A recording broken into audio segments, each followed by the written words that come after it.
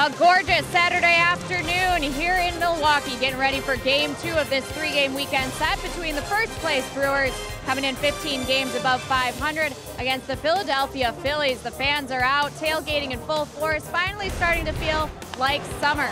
And in Game 2, the Brewers are hoping they can duplicate what the Bats did in Game 1. 13 runs last night, their 6th game of the season, scoring 10 runs or more. Looking to keep that going here tonight and give Junior Guerra some run support. A look at what the starting rotation has done over the last 4 games. A 3-0 record, and in 26 innings, they've given up just 2 earned runs. Good afternoon, Sophia Minert here at Miller Park. We're getting ready for baseball, and Junior Guerra looking to continue what has been a great stretch of pitching for him. He has given this team 4 straight quality starts and looking to make it 5 overall for the starting rotation, as we told you just how good this starting rotation has been, or what they've done over this last week going back to the Cubs series. And for Junior Guerra, it's been an impressive stretch. You see, since May 14th, he has the 6th lowest earned run average in the National League at 2.36, and he's been even better over his last 4, that going down to 2.25. For manager Craig Counsell, it's been a much improved Junior Guerra from what we saw last year, and even a different pitcher than the one that we saw that's put together 12 wins in 2016. 2016 was a heavy reliance on his on the split finger, and this is he's not relying on the split finger right now. It's largely done. It's a fastball, it's a slider. The split is in there, and he uses the split kind of on how that pitch is acting that day, almost, you know. But his fastball has been the key to this whole thing.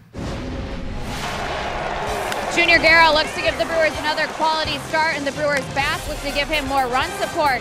In 3 out of 4 games against the Phillies, they've scored 12 runs or more. How do they keep it going here tonight? Brian Anderson and Bill Schroeder tell you more about the Brewers bats.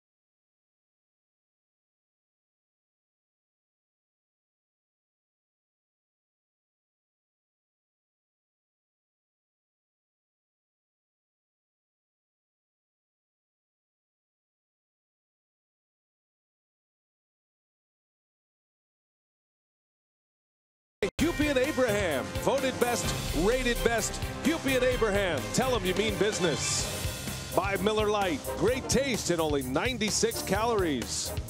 And by Menards. Save big money at Menards on all your home improvement needs. 3 home runs last night. Brewers looking forward to matching up against the Phillies once again today. Lorenzo Cain, look at his production lately. 21 multi-hit games this year. He had multiple hits in last night's game.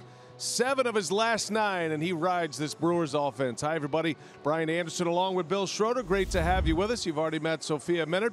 We're looking forward to this matchup today. It's game 2 against the Phillies, and the Brewers continue to score a ton of runs against Philadelphia. For the 3rd time last night, they've scored 10 or more runs, and this offense is really clicking along right now, partner. And they're doing it against a team that, before the Brewers got to Philadelphia last weekend, one of the top pitching staffs in the National League, and in particular, one of the better starting rotations. And they have really feasted on Phillies pitching. You figured that would be the case. Maybe you get some runs when you go to Philadelphia, Citizens Bank Park. It's a very good hitter's ballpark, but everybody up and down this batting order right now is getting the job done. Kane Yellett's getting on base, Travis Shaw doing his thing, and in particular, the bottom of the Brewers order, 6 through 9, in particular last night, and you have to include the starting pitcher Brent Suter in that. So this offense right now is as good as it's been all season.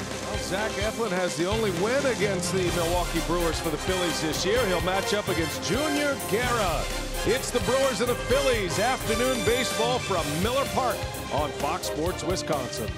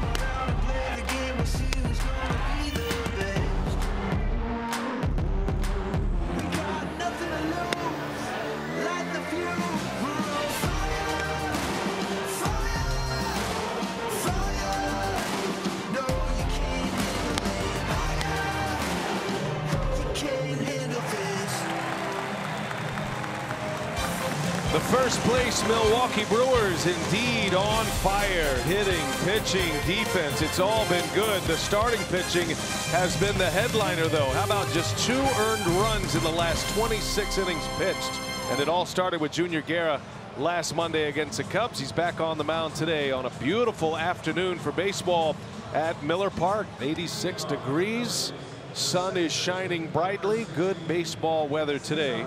And we're delighted to have you with us for this second game of a 3-game series with the Phillies. Gabe Kapler, the former Brewer, was on that 2008 playoff team with Milwaukee. First-year manager with the Philadelphia Phillies. He's got his Phillies 3 games over 500. Phillies have dropped 3 out of 4 to the Brewers this season. Here's the Potawatomi batting order for Kapler: Cesar Hernandez, Rhys Hoskins, and Odubel Herrera. In the middle, it's Carlos Santana, Scott Kingery, and Nick Williams. Andrew Knapp will get the call behind the plate today. Zach Eflin is the pitcher who bats 8th, and J.P. Crawford hits 9th at third base. That's the starting lineup, Rock, that will match up against Junior Guerra, who has been fantastic for the Brewers all season long. Yeah, amazing. His last 6 starts, he's given up only 9 earned runs. His last time out against the Cubs, a no decision. 6 innings, 5 hits, only 1 run. The Brewers lost that game in extra innings, making career start number 3 against the Phillies. First one here at Miller Park. 33-year-old right-hander from Venezuela. Guerra's home ERA throughout his Brewers career is under 3 at 2.82. He's always enjoyed pitching here, and his first offering of the day is outside ball 1. Away we go. The Brewers won last night. It was an impressive showing on all counts for Milwaukee. A 13-2 win last night. The Brewers beat Jake Arrieta for the 2nd time. Back-to-back losses for Arrieta against Milwaukee in consecutive starts. It was the first time Arrieta has lost at Miller Park in his career.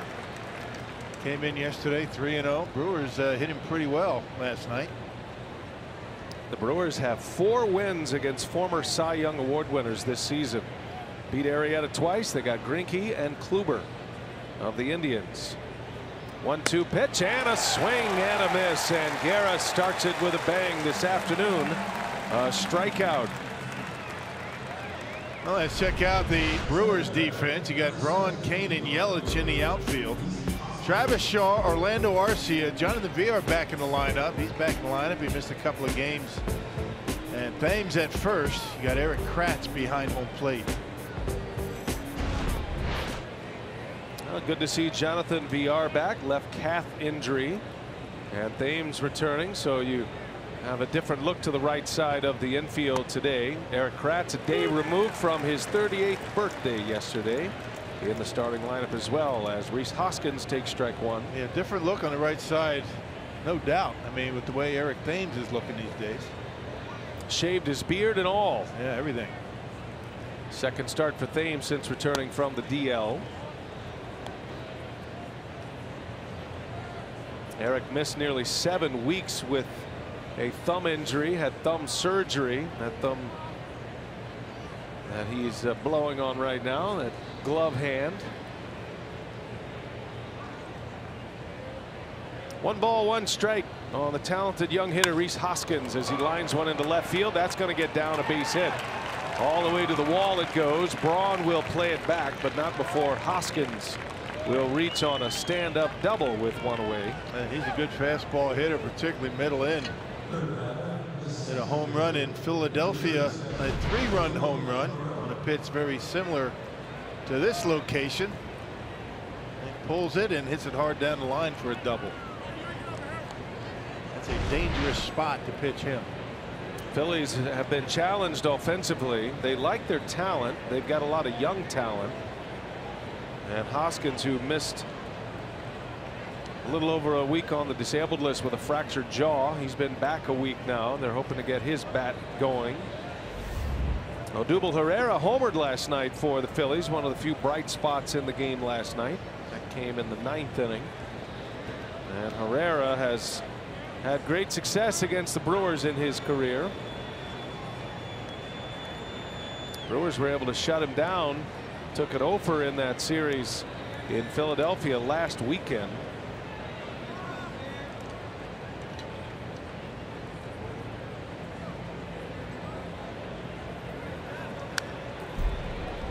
Last night Herrera was 2 for 4. Hit a home run off Boone Logan on a 94-mile-an-hour fastball in the 9th inning last night. Career numbers against Milwaukee in 23 games. 360, 5 homers, 13 RBIs.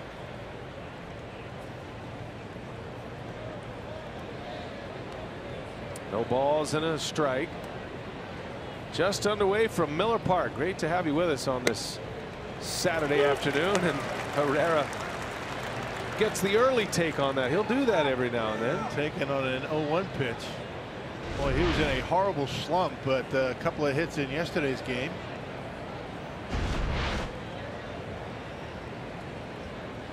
To say he is eccentric would be an understatement. Odubel Herrera. He was picked off yesterday with his Phillies down 5-0 in the 4th inning. And really didn't have that big of a lead and wasn't even trying to steal a base. He just kind of stopped paying attention for a moment and Suter picked him off. He is a talent with the bat in his hands, though. No balls, 2 strikes. Hoskins at second. On the ground, right to Arcia. He'll go to first for the sure out, and he just does get the speedy Herrera.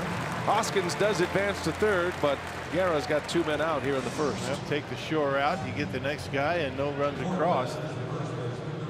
Had it been a little different situation, you might have seen Arcia maybe make an attempt at third base, but no sense. And that'll bring up Carlos Santana, longtime Cleveland Indian.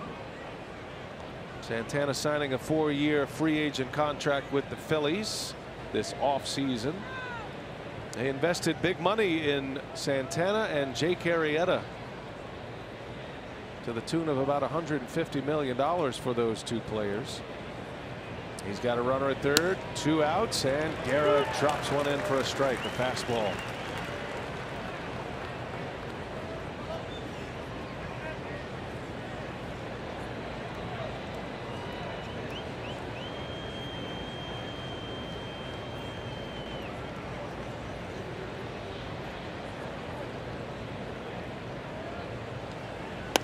Big swing by Santana, but Guerra had him out in front on the splitter. Split fingered fastball. He's thrown a couple of them in this inning.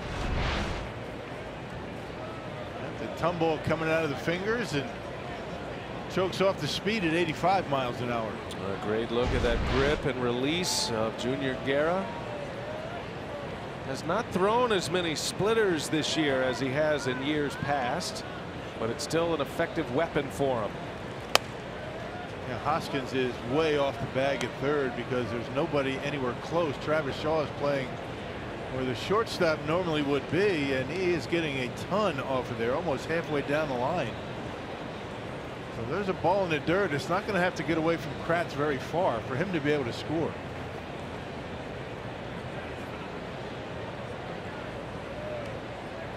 One ball, 2 strikes on Santana.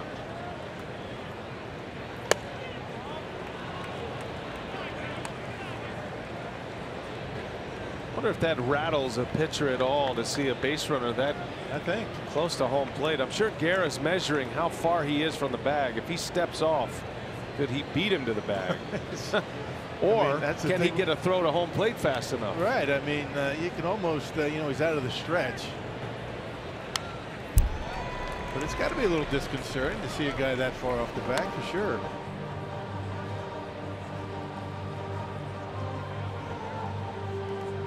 One way to counter a big shift. The Brewers aren't budging with their shift. Matter of fact, right now they're switching Arcia and Shaw.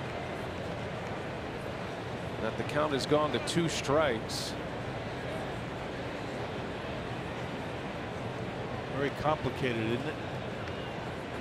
2-2 the count, and Santana, that bounces in, and Kratz with a terrific block. Yeah, that's what I was talking about. That thing goes off a little bit toward the Brewers dugout. I think Hoskins is going to try and score.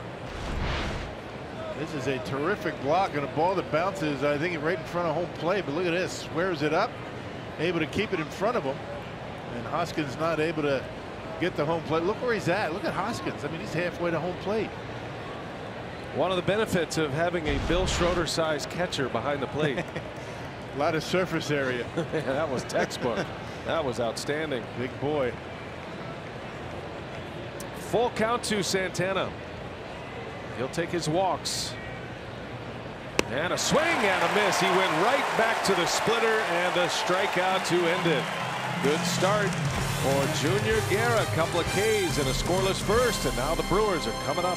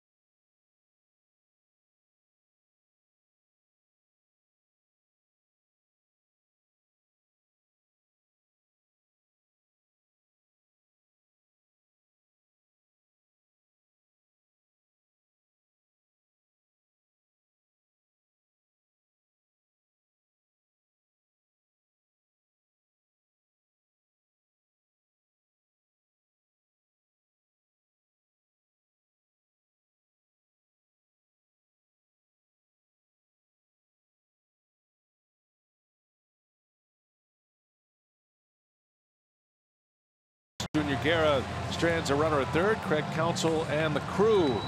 And changing up the lineup a little bit today with the hard-throwing right-hander on the mound. Potawatomi batting order has Eric Thames leading off. Christian Yelich, then Lorenzo Cain hits third.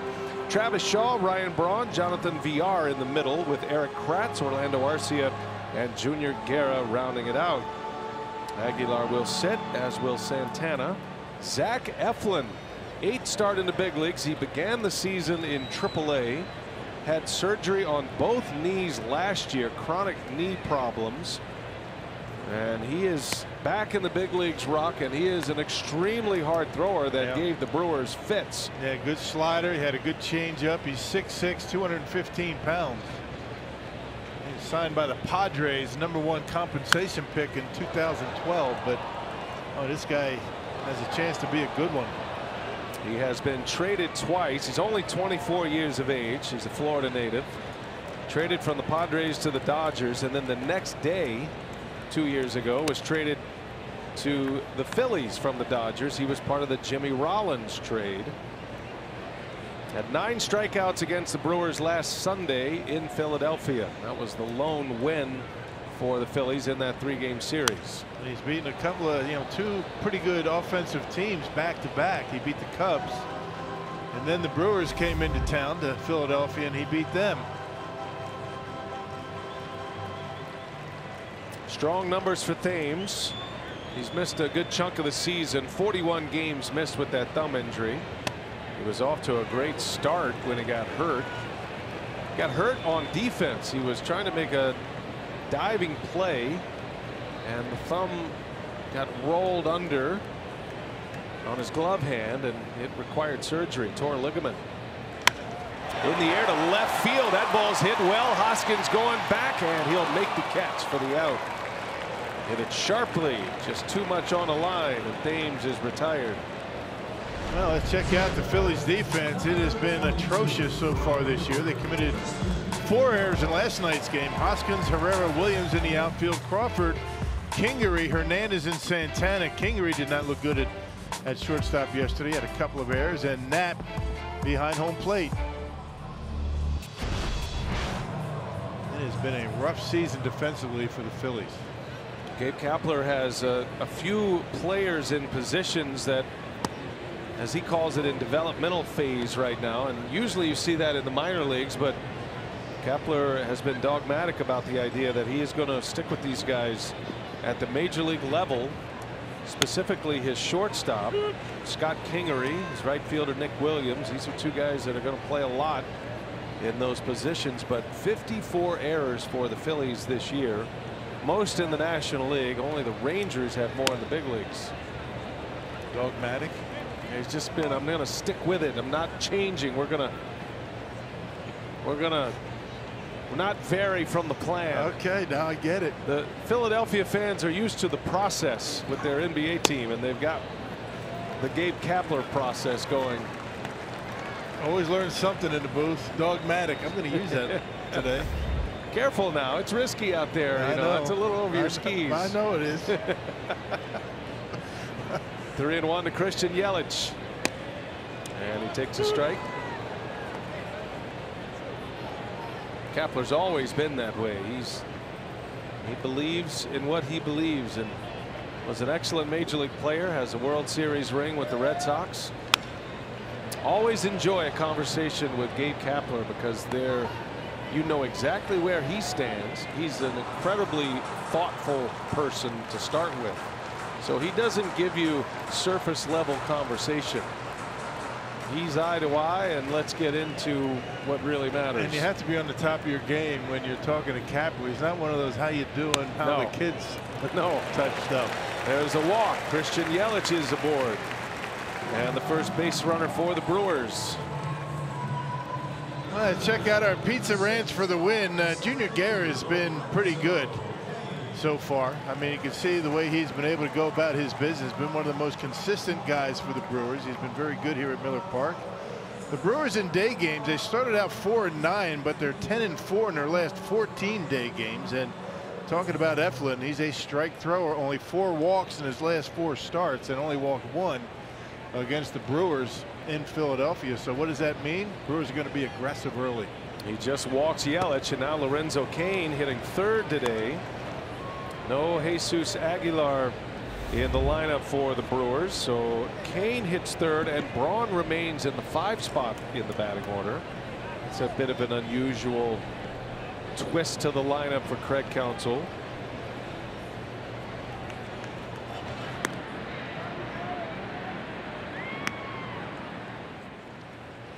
Lorenzo had a good day yesterday. 2 hits. He scored 2 runs, had a double. He drove in 2. Comes in hitting .290 and an OPS of .833. Had another stolen base yesterday. He's got 14 of those on the year. If he was a basketball player, they would call him a stat stuffer, but he's done that as a Brewers center fielder this season, filling up the stat sheet on all the categories that matter. Yeah, both he and Yelich leads the league in runs scored. You look up, and one of these 2 guys is on base all the time, just about the entire night. It's been amazing to watch how consistent they've been. This is Cain's 6th game as a 3-hole hitter this year.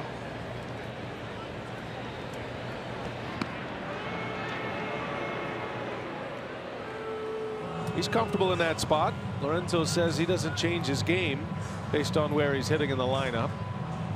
He takes a lot of pitches, sees a lot of pitches, has plenty of power. He's already hit 8 home runs. Cain's got 8. Yelich has 9. And both very much looking forward to playing in Milwaukee for half the season this year. Yeah. Both players were in pitcher-friendly parks last year in the last few years, with Cain in Kansas City and Yelich in Miami.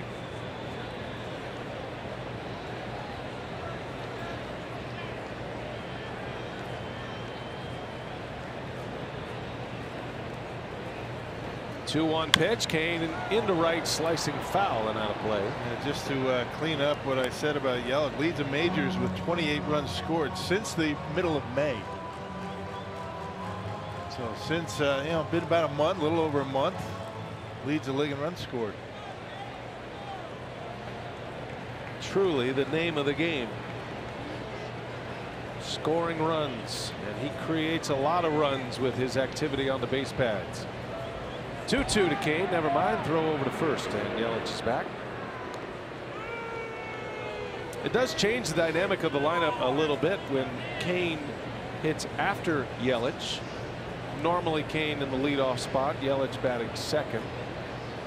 But it does put Yelich in more of a base stealers role when Cain's behind him. Defensive swing. He fouls it away and stays alive.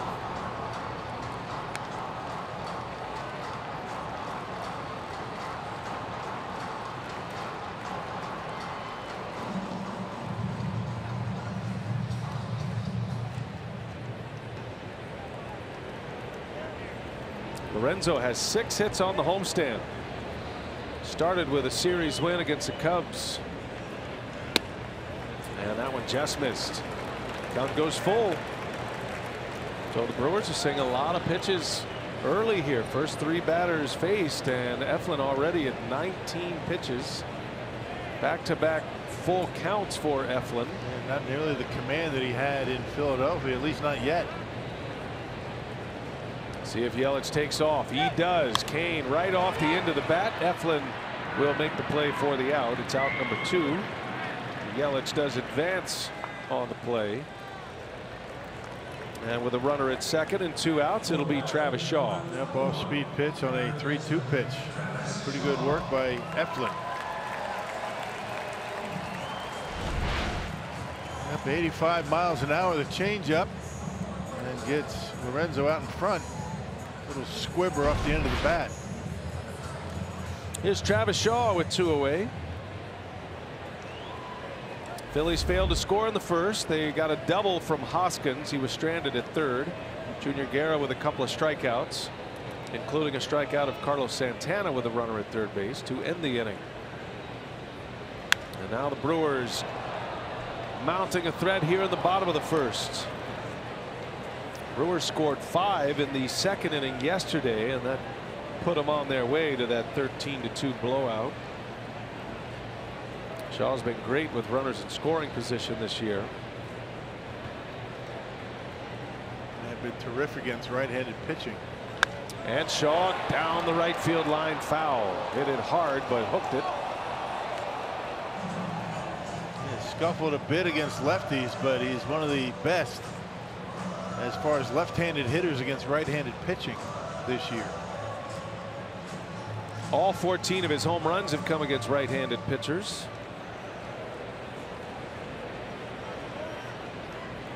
See where his ranks are against right-handed pitchers at the top of the National League. And he leans out on that one, delivers to right. Here comes Yelich. He will score. Oh, beautiful piece of hitting there by Travis Shaw. And an RBI single with 2 outs. And it's 1-0 Brewers in the first. Yeah, those are backbreakers. A changeup away, and Travis Shaw, see how long he kept that bat in the hitting zone on his changeup? Check it out. They're just able to just get a piece of it, hook it into right field, and once again, Christian Yelich adds on to his major league leading run total since the beginning or the middle of May. A Travis Shaw RBI single with 2 outs. Great execution. Shaw, the Brewers RBI leader, now has 44 runs batted in, and he keeps the inning alive for Ryan Braun. Braun batting in the 5 spot once again. Counsell loves the fact that if he gets Braun to the plate in the first inning, there are usually men on base in that scenario. And right when a pitcher starts to get into a pitch count such as this, if you're facing 5 batters in the first inning, you know you're trying to find the exit window, but Braun gives you some great pop from that 5 spot in the order. This is game number 9 for Braun, hitting 5th. It's worked out very well for the Brewers offense. Braun hitless last night, but boy, hit the ball in the nose 3 times, 3 line drives, and all 3 caught.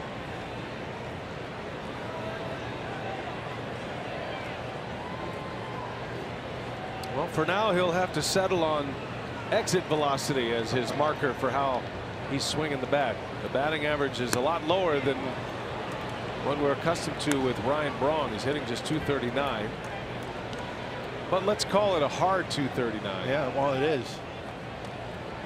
We used to just have to say that, and it didn't sound quite right. Now we can back it up with numbers. He's due for a couple of bleeders, a couple of jam shots to fall.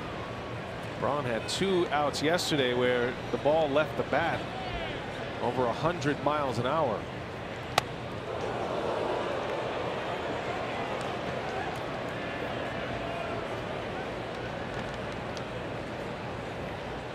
Ryan Braun's been great with 2 outs and runners in scoring position. He's hitting over 500 in that category. Has 21 RBIs with 2 outs. That is a hefty number. He's driven in 31 this year. There goes Shaw. Step off. Now Shaw in a rundown. And Shaw will be put out with a 2-2 count on Braun. So Ryan will lead off the second. Shaw trying to catch the Phillies napping. They were up for the challenge.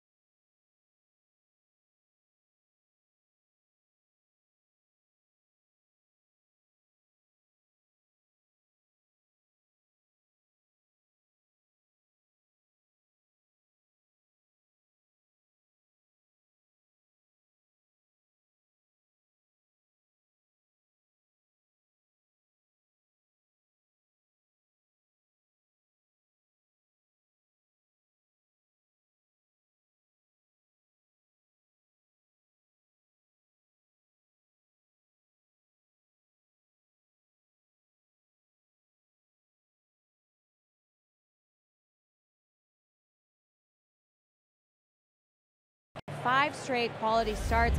And Craig Counsell says typically when you're looking at a player, he says we have a dangerous tendency to look at a player's success in the past and compare it to that, when he said really he wants players to always look forward in terms of how they can get better, and he feels like Guerra has done that. He went back to 2016. He said he's pitching differently. He said in 16 it was a heavy reliance for Junior on the split, but now it's been more fastball. He's using the slider more, and he'll rely on that split finger just in terms of how it's acting that day. So he says the velocity, the movement has all been better with the fastball. He's thrown more strikes with that pitch, so his ability to trust that pitch and keep going to it, he said, has really been the difference for Junior in comparison to when he was so good in 2016. Yeah, and Sophia getting ahead of the scouting report as well. And just when you think Junior's kind of ditched the splitter a little bit, he has broken it out today a lot. Fly ball into center field by Kingery, and Kane will run it down. And it seemed like the split-fingered fastballs that he threw in the first inning didn't have that big bite on it. It was acting more like a split change that Jeremy Jeffress throws. You can see the fastballs. Almost 72% of his pitches have been the fastball. A couple of curveballs, but the fastball, when you think about fastball, he cuts it, he sinks it, or I should say he two-seams it, and he has that riding fastball up in his zone. So when you look at fastball, 71.5, that's actually 3 different pitches. He's got a man out facing Nick Williams for the Phillies, young outfielder. He's been swinging a good bat, a power bat, over the last month. Has more home runs than any other Philly since May 13th. And you can see there is some lightning in that bat for Nick Williams. Those are extremely quick hands. And not a lot of movement in his body or his hands before that bat starts to the baseball. And that's a pretty quick bat, as you mentioned. Explosive swing. 7 home runs since May 13th. Nice play by VR, and he'll take care of Williams. A beauty. Whether it's Perez at second or VR this afternoon, both are performing well defensively. That was a gem. 2 outs in the inning. Hey, a reminder today we are participating in the Home Run Challenge. Every home run in this game raises money for prostate cancer research. Since June 1st, nearly $2 million have been raised in the challenge. You can make a pledge today by going to homerunchallenge.org.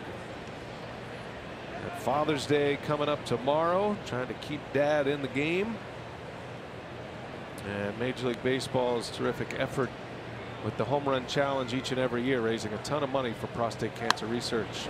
First ball swinging, Andrew Knapp, foul territory. Shaw wants it, and Guerra with a 3-up, 3-down inning, 6-pitch second inning for Junior Guerra. We're going to visit with Brent Suter from the dugout when we continue. Brewers are coming up, bottom second.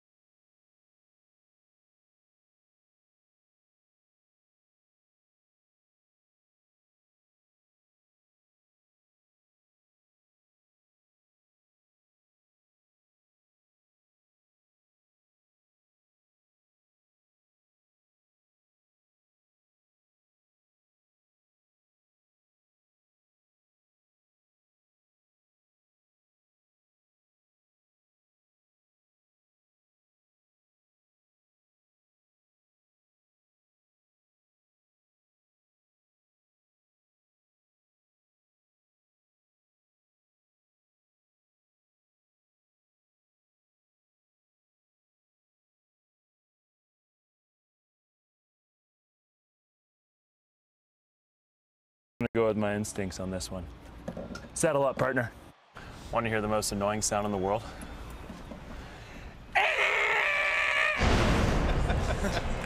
And we welcome the great thespian himself, Brent Suter. How's it going, guys? That was tremendous. Nice.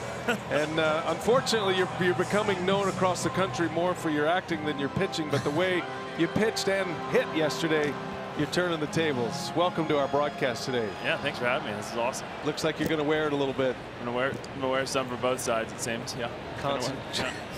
Concentration will be at a premium today as Ryan Braun leads off.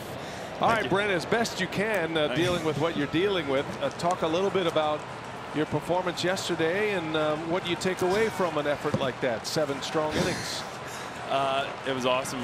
Defense was awesome behind me. They played great. Manny and I were on the same page all night, and we were able to score a lot of runs early off a really good pitcher, so that always helps kind of ease the tension of the game. And after that, it was just basically go and attack the guys as much as I can. First pitch strikes were okay for the most part, and then yeah, just trying to execute pitches. And luckily I was able to save the bullpen a little bit because they've been picking me up all year. You know, I've gone pretty much 5 innings every time, so for give back a little bit to them felt good.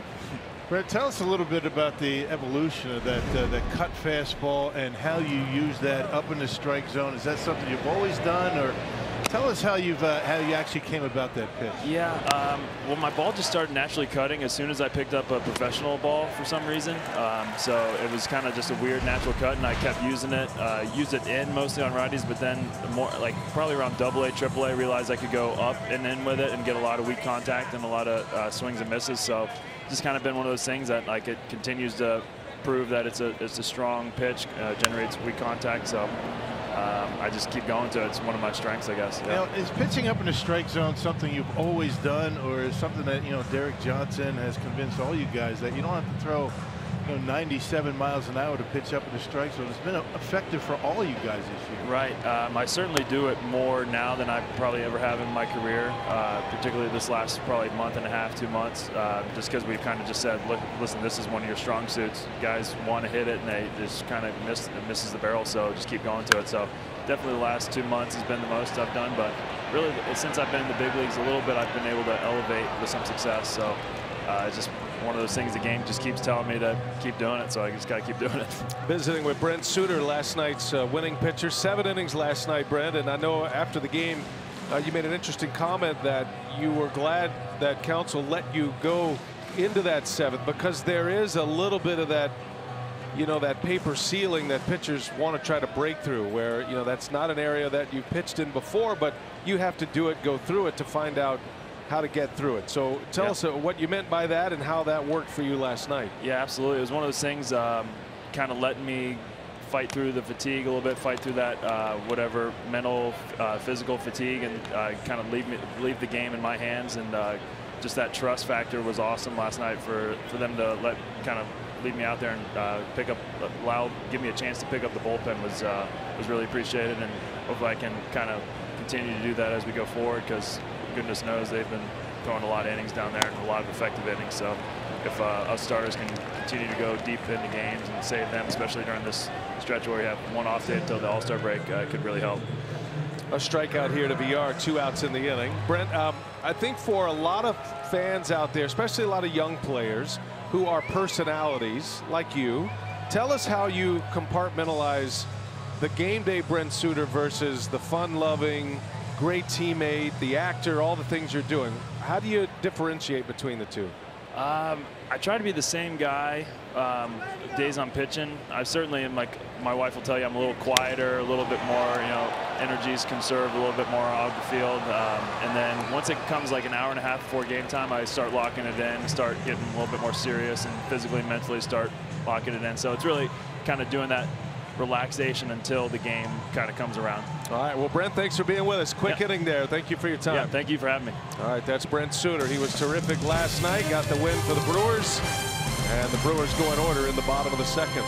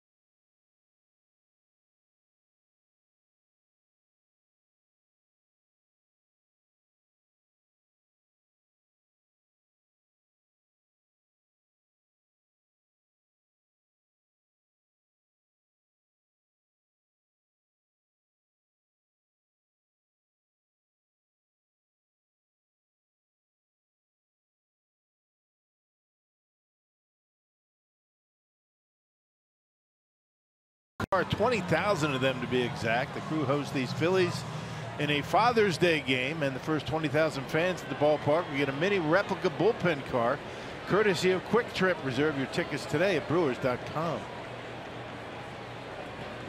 A Philly fanatic spotting at least some headgear. A few Phillies fans in the ballpark this afternoon. Beautiful Saturday in Milwaukee, nice and warm.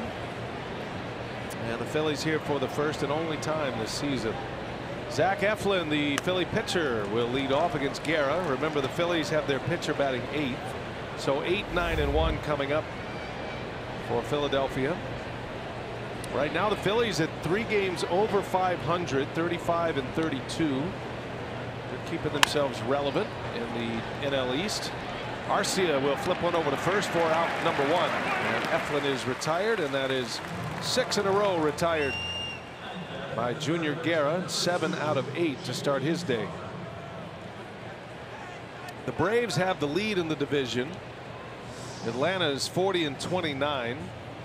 They have a game and a half lead over Washington, and then the Phillies are 4 back of Atlanta to start play today. Brewers in first place in the Central. Most wins in the National League. Best winning percentage in the NL as well. The Brewers are 42 and 27. 15 games over 500 again. Brewers have not been 16 over since 2014. That would be a marker they'd like to accomplish today with a victory over the Phillies. The Cubs did win yesterday. They won big as well in their game against St. Louis. So the Brewers lead is a game and a half over Chicago. They picked up a game on the Cardinals. They're up 5 on the Redbirds starting play today. Ball and a strike to Crawford. A little half swing foul. 1-2.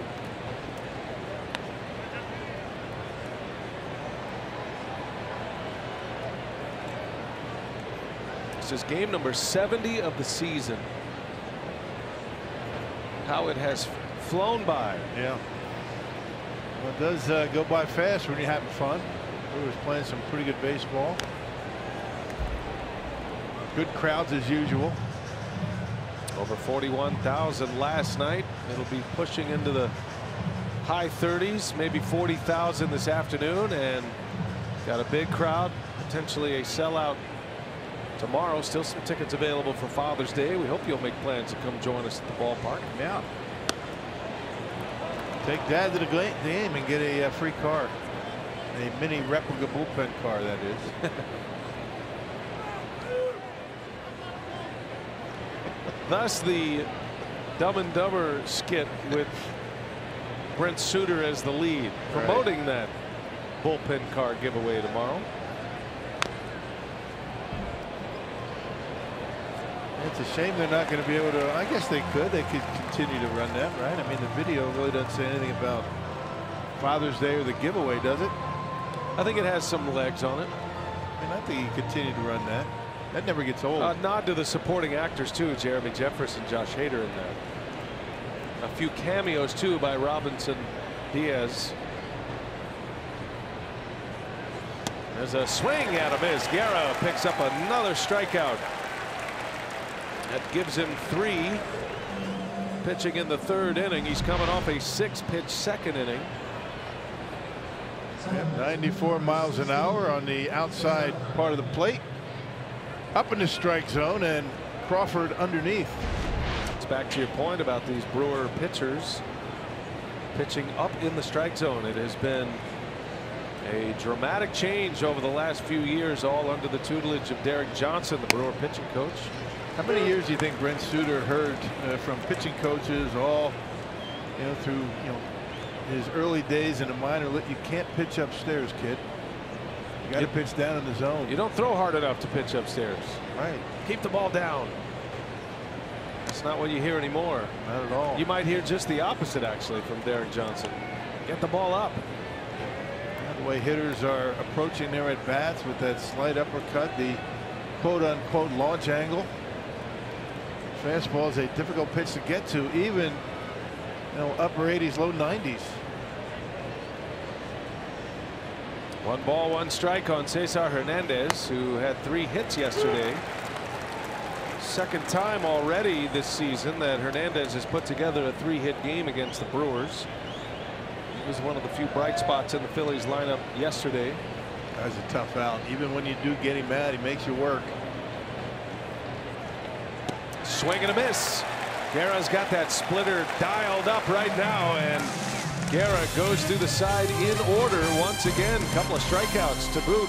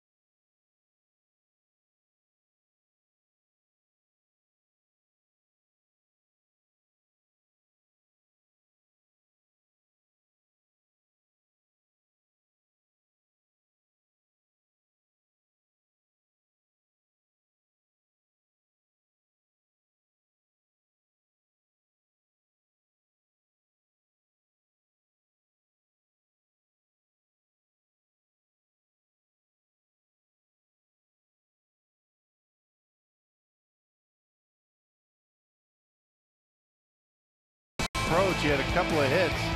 And this is the one we want to highlight. I mean, the Brewers are trying to get him to calm down a little bit with the movement, not moving forward as much as he has throughout the year. And this is a great shot right here. You see how balanced he is and lets that ball travel, not drifting with his head, with his body, with his hands, stays back, throws the head of the bat at the baseball. That's just a perfect swing. And he rips one down the line in right field. Brewers would love to see that bat get hot for Arcia. Some mechanical changes, and then hopefully Darnell Coles, the hitting coach, is counting on the confidence to come back for Arcia. Regardless of what he's doing at the plate, he is making a major impact defensively.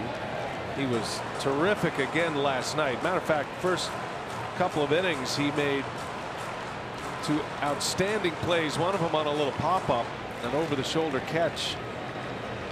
So he does do a lot for you even when he's not hitting because of the position he plays. Remember, when the Brewers employ the shifts defensively, he's usually the centerpiece of that shift. So they put Arcia in what would be the most oft-hit spot in the shift. Yikes. Is that a swing? That is. On a pitch up and in, and Arcia is a strikeout victim. You can see him drifting, on that pitch right there, which is why, he ended up swinging at the baseball, even though it was, up and in. You can see they're setting up inside. The body's starting to drift. The head goes too, and even though he tries to stop the bat, he had already committed himself. You can see the difference in that approach right there than the one we showed you from last night. Completely different look on the approach. Number 9 hitter Junior Guerra. Eflin had a 9-pitch second inning. The Brewers scratched a run in the first off Eflin as Guerra loses his bat on a foul ball.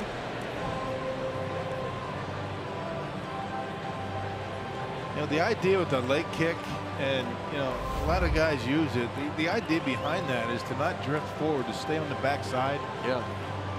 And get that front foot down, and then you start your swing. Well, what Arcia is doing, he's lifting that leg up, and then he's starting to lean forward. And all of his weight, his hands, everything's going toward the pitcher. Makes it very difficult to, to wait back, get a powerful swing, and to recognize ball and strike. It's tough enough when the baseball's coming at you at 90+ miles an hour and your head's still, let alone if your head's going toward the baseball. It seems even quicker. It's a matter of muscle memory that he's trying to eliminate from that. He sees the video, he understands the problems, but it's almost subconscious as he's trying to hit the baseball. So that's why the Brewers were trying to get him back to AAA to try to work on some of these things in a game. Tyler Saladino's injury forced the Brewers to bring Arcia back up, knowing that he's going to make contributions defensively, and the Brewers feel like they can hit enough to cover. But at some point there will be a time when Arcia gonna have to hit. Will have to hit more than he's hitting. He had a good night last night. Junior Guerra hits it sharply, but right at Hernandez at second. Out number 2.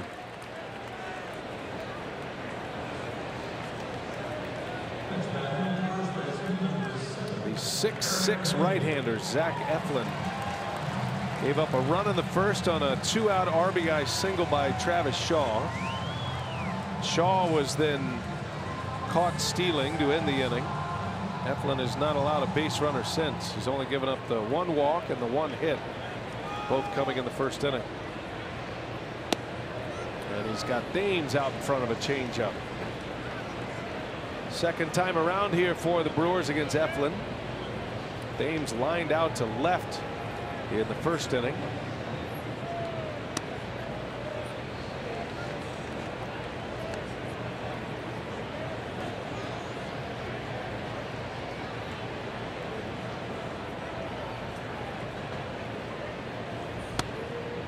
Fastball strike. Just nice and easy. It doesn't look like he's exerting a whole lot of effort to get that baseball in there at 96. Just free and easy. 1-2 to Thames is up and away. Went back to the heater.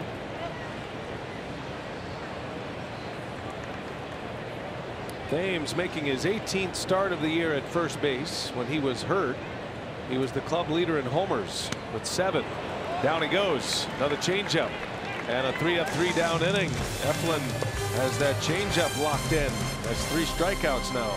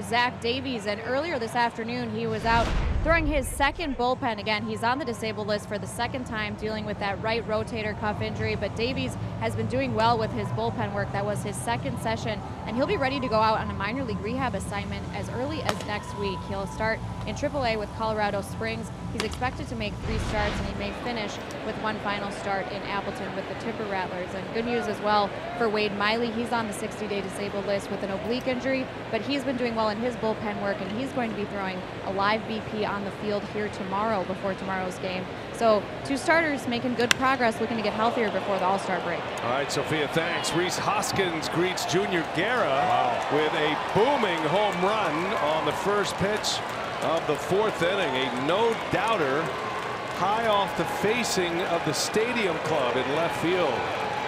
Home run number 9 for Rhys Hoskins, and we are tied at 1. The first one we've seen up there this year. We haven't seen that many since this place is open. Goodness gracious. Well, Hoskins now a couple of hits, a double and a home run. Check it out. Pretty much the same spot for his double. He had a 3-run home run in Philly on the same pitch. I'm thinking we might want to think about throwing him somewhere else, maybe away. Wow. Fastball off the glass up there. My goodness. Odubel Herrera now is swinging at the first pitch. A little pop up to VR. So 2 pitches, a run is in, and an out recorded.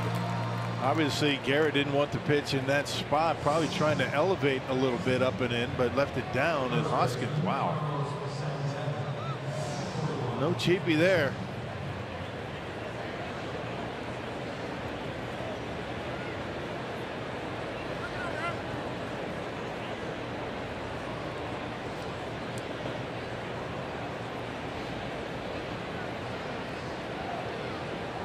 One away. Here is Carlos Santana. Guerra struck him out with a runner at third in the first inning. Seeing a lot more splitters out of Guerra today, and it was a steady diet of split finger fastballs that allowed him to strike out Santana in that first inning.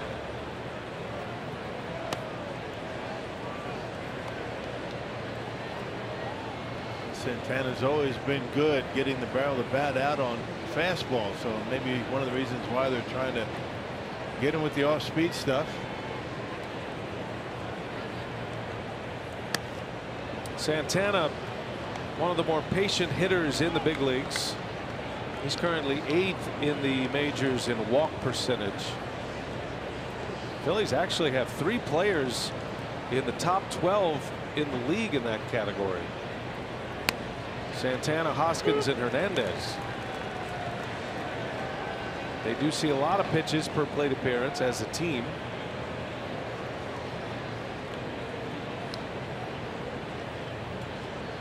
Guerra's fallen behind 3-1.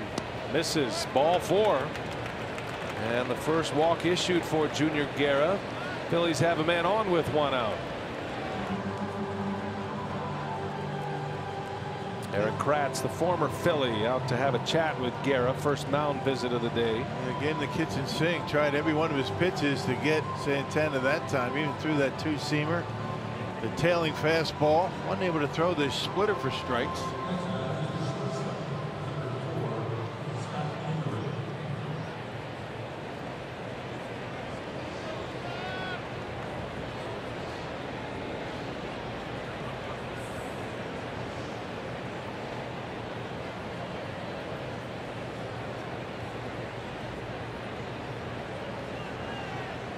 Well, now Guerra will look for a double play ball here with Kingery at the plate. Kingery has great speed. He shows bunt. Takes a strike. Kingery played a lot of second base coming up in the Phillies system, mostly second. And he's played some outfield, second base, shortstop, third base, so was starting to trend towards a utility player.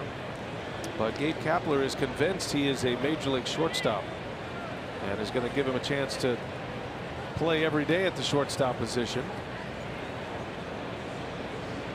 Had a costly error last night. That one's on the ground. Arcia's got to hurry. Out at second. Villar's throw is wide and fortunately hit the netting of the dugout. So no error. Kingery flying down the line. Yeah, he can run, no doubt about that. Probably wouldn't have been able to turn it anyway, regardless of the throw, but yeah, threw it anyway. Almost threw it in the dugout.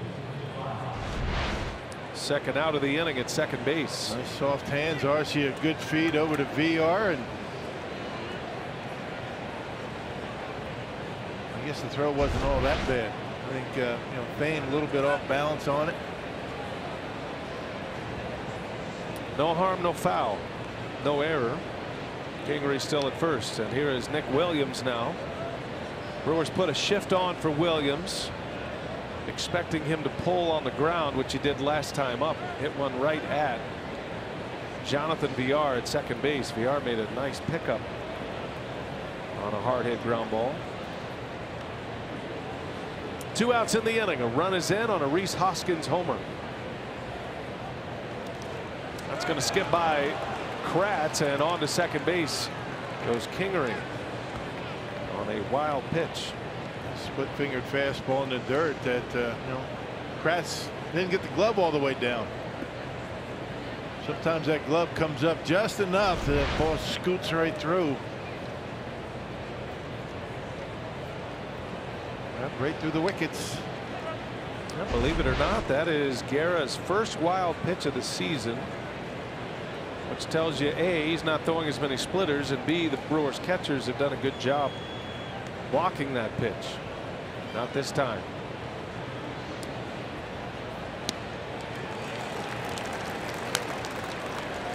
Right back to it. A lot of them today. You just never know what you're going to get when Junior's out there. And you love that from the catching position too. Eric Kratz basically saying, that's on me. It's a wild pitch that's on your record, but I should have blocked it. Yeah, come right back to it. Yeah, bounce this one, I'll block it.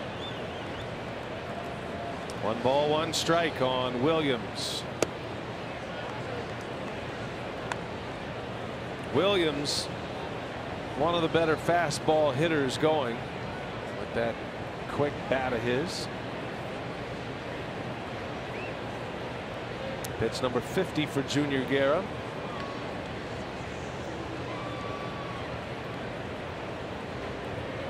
Speedy runner at second base carrying the go-ahead run. And that one is hit hard into left center field. Kane will run it down just shy of the track.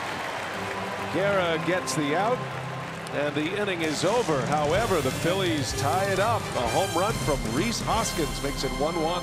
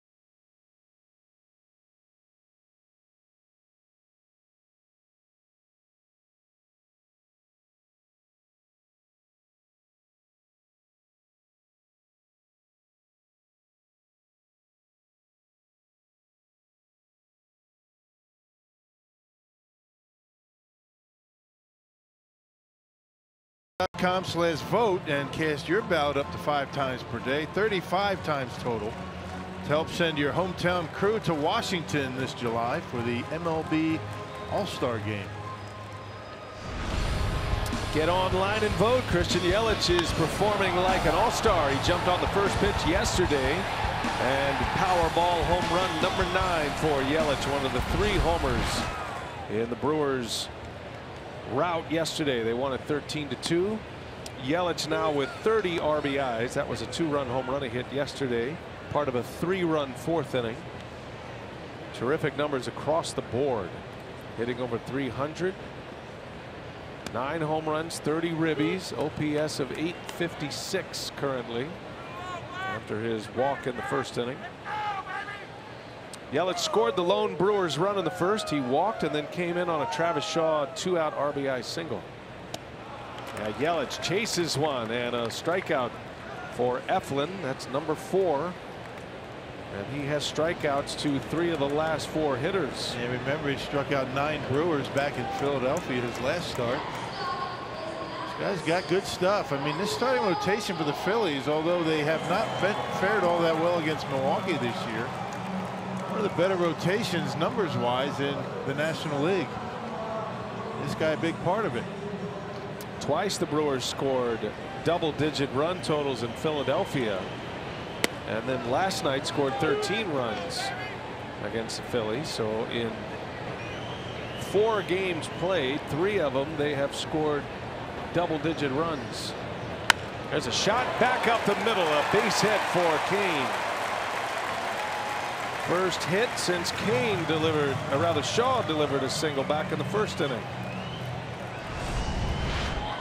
Phillies pitching against the Brewers versus other major league teams, a stark contrast.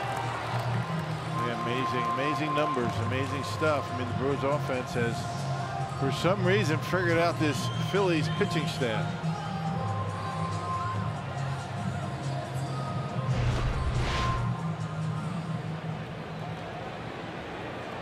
Now the Brewers have beaten Jake Arrieta twice. Eflin, the only Philly starter that's had success. It turned into a win for Philadelphia last Sunday. Travis Shaw with an RBI single in the first inning. Eflin threw him a changeup. Shaw was fooled, but was able to stay back long enough to hit it hard into right field to deliver a run. And just kept that bat in the hitting zone long enough to get it on the barrel. As long as you keep the hands back, you still have a chance. The body can be going forward, but if the hands stay back, you still have enough on the swing to hit it hard enough to drive in a run, get a base hit. If those hands go with the body, you're done.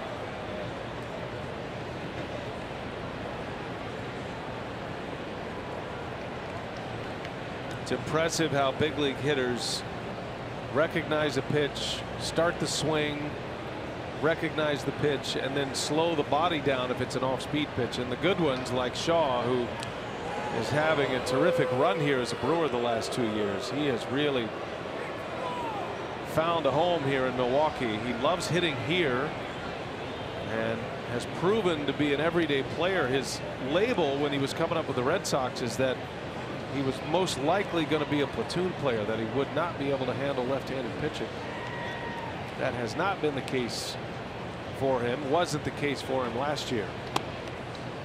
And he's a good third baseman. He does not have great range, but he makes all the plays. Good, strong, accurate throwing arm.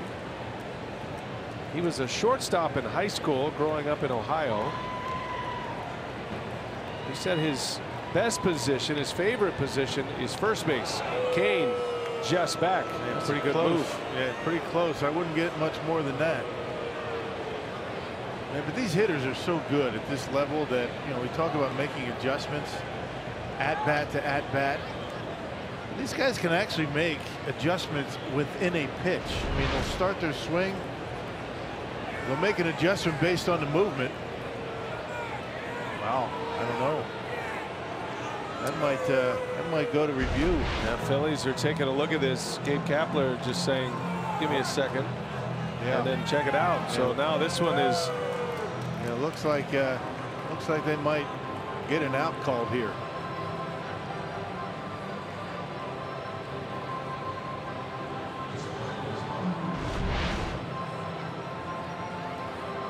Quick move and a throw right on the bag. Can't tell in that angle right there, but this is the one right here. Watch the hand, watch the tag, and the tag hits the body. It looks like pretty close.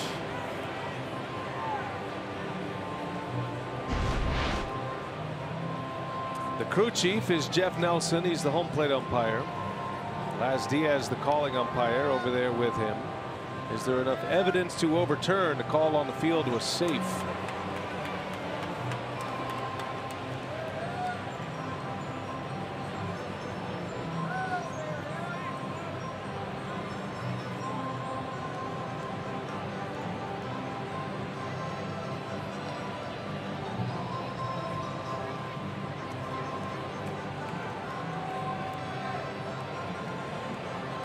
If it is overturned, it'll be the second out in the inning. And when it's not, the Phillies are out of challenges for the rest of the night, rest of the day. This one's taken a while. They have the ability to look at multiple angles, stitch angles together even, at the Major League Baseball Replay Center in Chelsea, New York. And the umpires here will just deliver the information. They are no longer involved in the call at this point. Innocent bystanders, but everybody in the stands is yelling at them, let's go. Yeah, believe me, they want it to move along quickly as well. Now here comes an answer from New York. Jeff Nelson relays the info. He's out, and Kane is picked off first base. Yep, I think he knew it too. And that one angle that we saw looked like that tag was applied to the chest area before Kane's hand was at the bag. Successful challenge for Gabe Kapler. It is overturned. Twice the Brewers have had runners eliminated from the base paths in this game. So 2 outs, nobody on. Shaw on a 1-0 count.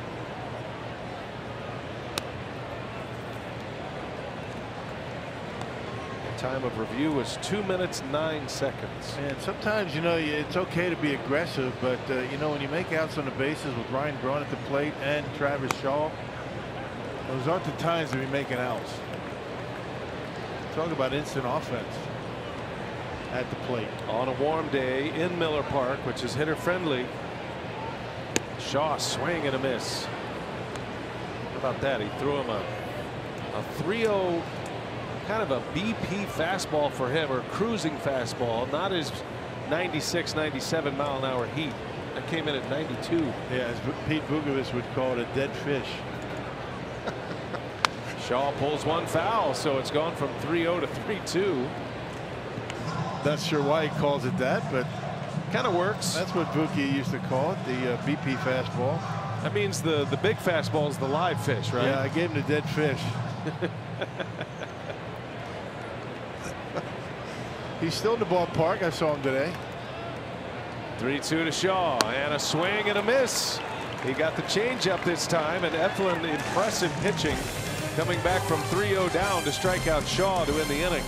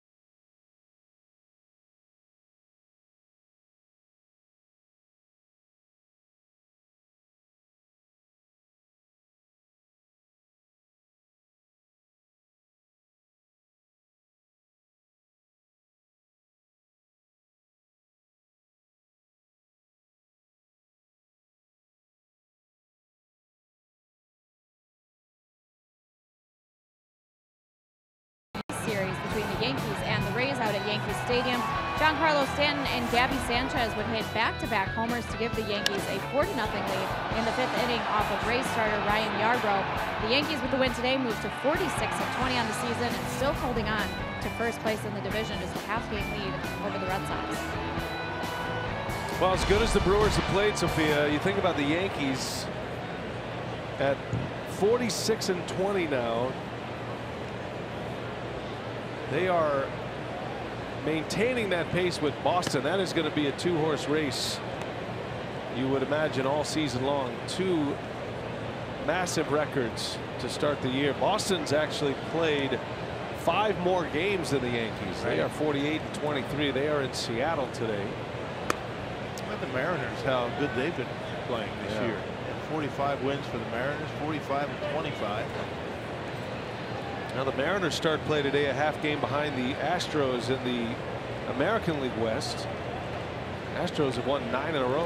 There's a high drive into center field. Andrew Knapp's going to send one off the top of the wall and out.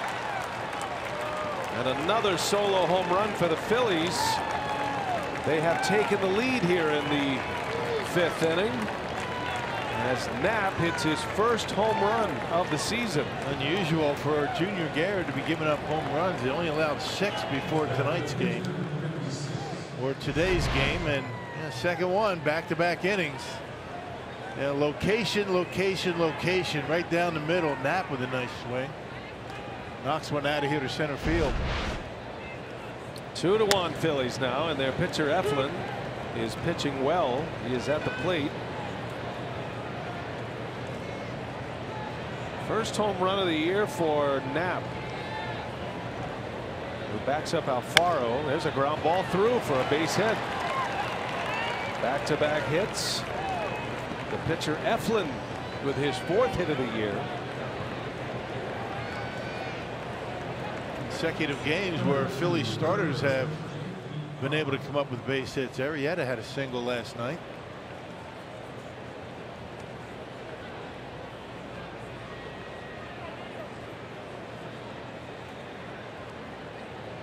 Two solo shots, Rhys Hoskins and Andrew Knapp. 2-1 Phillies. The Brewers run came in the first on a Travis Shaw RBI single.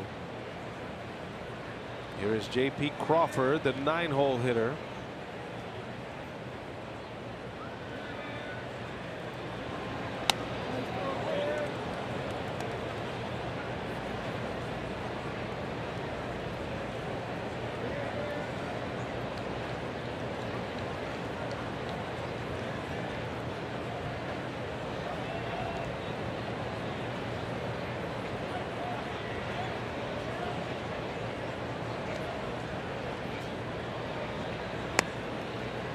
Crawford spent some time on the disabled list as well.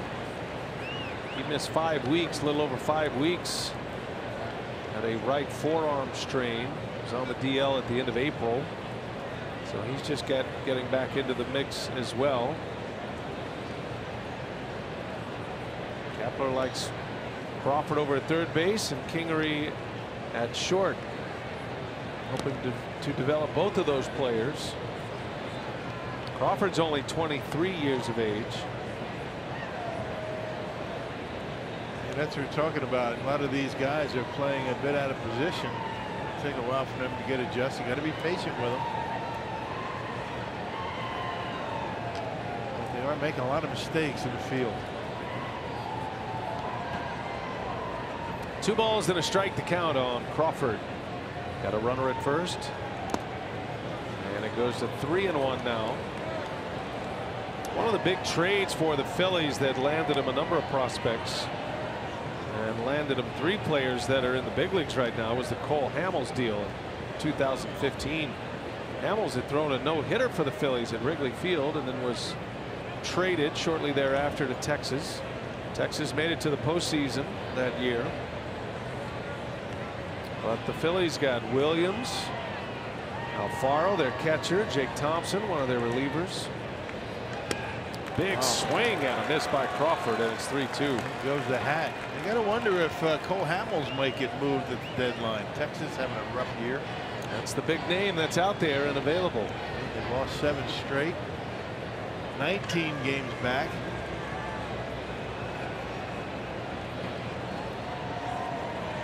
Hamill still has a couple of years left on his deal. Originally signed by the Phillies, actually.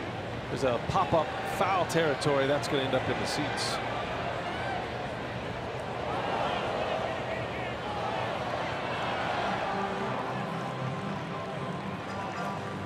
Hamels will be the hot name for sure. He has postseason experience. He's in the middle of a 7-year contract. That's a deal that actually could run to the end of next season. But he was at the top of his game when the Phillies won the World Series in 2008. He was the MVP of that World Series. He was also the MVP of the NLCS that year. There's a swing and a miss, and Guerra with a strikeout for the first out of the inning. He needed that. Well, we invite you to start your day with First Things First. Chris Carter, Nick Wright, Jenna Wolfe. First Things First, weekdays on FS1 and streaming live on Fox Sports Go. Your morning routine with First Things First. One away, runner at first. A run is in on a Knapp home run. Top of the order, here is Hernandez. And he pops it up in the infield. Shaw wants this one. Arce is coming in, calling, and Shaw will make the catch. Arce was there for good measure. Yeah. I mean, I think he was actually touching Shaw. Shaw says, don't bully me, Arce. You know what? I guess at this point, I guess Shaw's used to it. They're fighting over it. Taller man wins. They're both calling it. Shaw says, go back to shortstop, would you? I mean, really, it's right at me.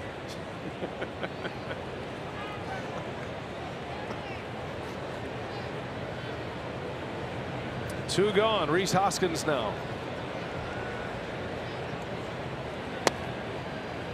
No fastballs in. Yeah, Hoskins 2 hits, a double and a homer on fastballs in. And that home run he hit in the 4th, that's one of the few I can ever remember at Miller Park, off the window of the Stadium Club. I remember Ricky Weeks hitting one up there many, many years ago. Yeah, not many. They need to check the measuring tool on StatCast that measured that at 430 feet. I don't see it. Yeah. That thing, that may be where it, when it hit the glass, what it was.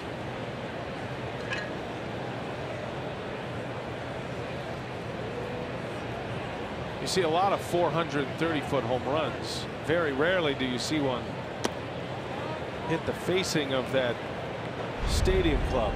4th inning, first pitch. No doubter. Yeah, check it out. I mean, high off the glass up there. That is a bomb. A bomb. One of the longest I've seen out here in the left field.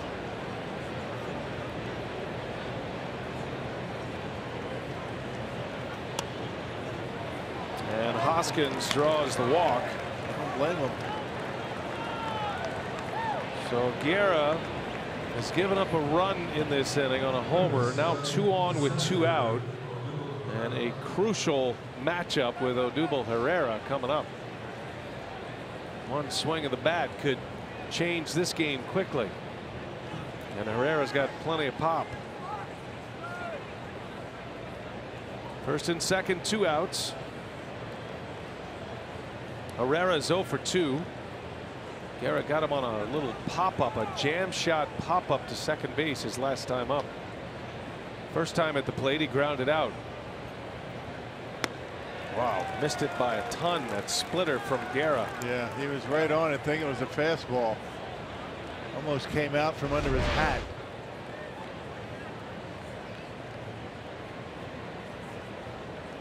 Nice pitch. The unusual hitting style of Odubel Herrera. Unusual setup, but when he's starts his swing, he's just about the same spot everybody is.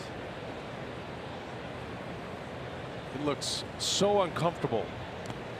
Does the toe tap.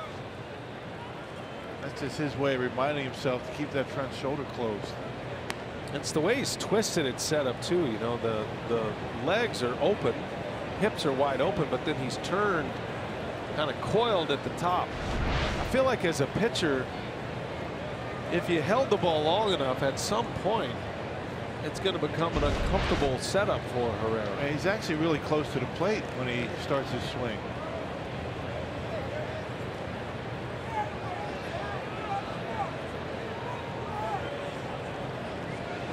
Everybody does it a little bit differently. No cookie cutters in this game. As much as people have tried, you got to do what feels right, what feels comfortable. Get that comfort level at the plate. You know, figure out a way to start out your stance to put yourself in a good hitter's position when the ball's there.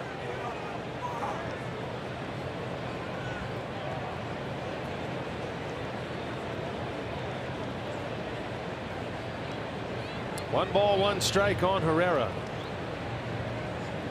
First and second with 2 outs. And a little jam shot pop up foul. Been a little late on that fastball. Nice catch. That was a barehanded catch by a dude in a bucket hat right below us. Yeah. I mean, one-handed, barehanded catch. Unexpected from the guy in the bucket hat. Well done. Yeah. Got a lot of cool points with that catch. Not even a bobble. Negating those he lost with the bucket hat. Although right now he's shaking his hand a little bit. You know what, that hurt. 1 ball, 2 strikes. Guerra deals and he misses outside. Ever catch a foul ball watching a game? You've seen big league games as a kid, right? Oh yeah. Astrodome. That was my spot. I've never caught one. I've run a few down, you know, as they've been rolling through the empty rows at the Astrodome back in those days. Right. You could, it was like fish in a barrel. A ball for everybody. A swing and a miss. Guerra strikes out Herrera. That's a big out. Mark that one down. If the Brewers come back to win this game, that'll be a big moment in this game. Stranding 2. Phillies have the lead now, 2-1.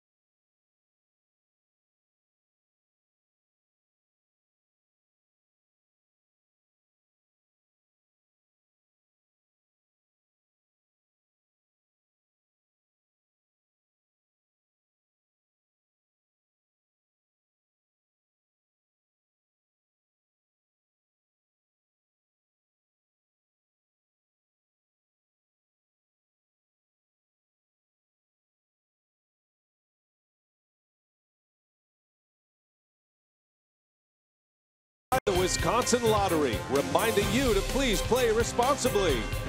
By Ascension, coming together to give healthcare a better name. We are Ascension. And by Wisconsin Dells, the water park capital of the world. Back at Miller Park, the Brewers trailing the Phillies now 2-1 here in the 5th.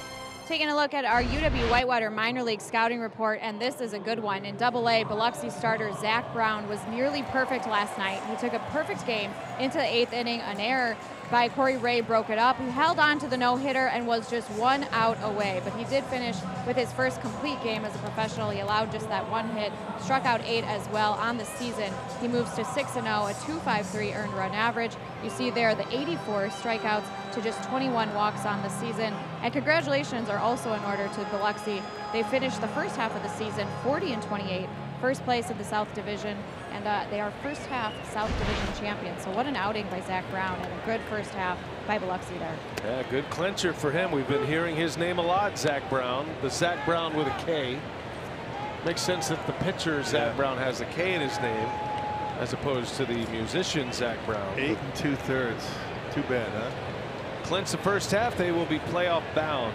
They play 2 halves in Double-A, Double-A down. So Triple-A plays the full season like a major league schedule, but Double-A, Single-A rookie ball, they do the 2 halves, and first half winner, second half winner. So you know you can print your playoff tickets. Ryan Braun reaches out, punches one to right field, a base hit.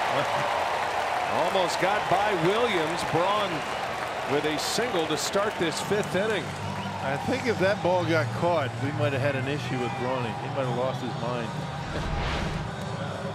Another line drive, and nobody does this better than Braun on a fastball away. Drops the head of the bat on. Look at the way he stays on top. A strong top hand, and because Williams goes back a little bit on it, I thought maybe he was going to be able to get there and make that catch. Well, Braun is on, which brings the go-ahead run to the plate here in the bottom of the 5th inning. Jonathan Villar will bat. Villar back in the starting lineup. First time in 4 days. Villar left the game late Monday with a calf strain. He felt like it was related to some tightness in the hamstring he's been experiencing.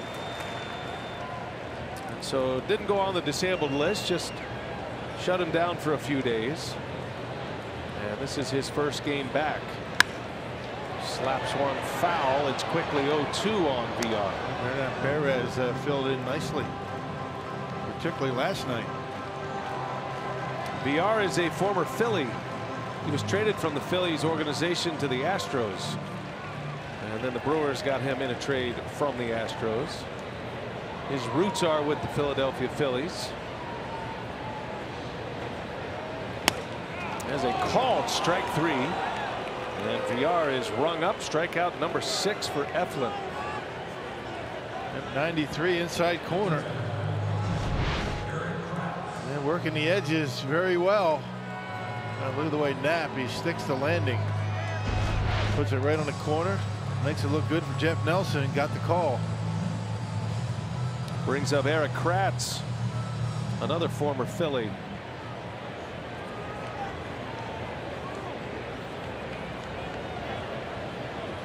Kratz with a fly out to center field his first time up.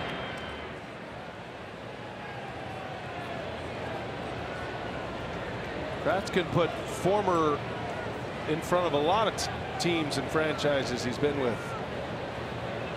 Phillies, Royals, Pirates. He's been with the Yankees. There goes the runner, pitches a strike, throw to second way late. Braun steals it easily. And that is career stolen base number 200 for Ryan Braun. There you go. Third most in franchise history. And they put that up on the scoreboard. And this crowd acknowledging Ryan Braun. And another milestone.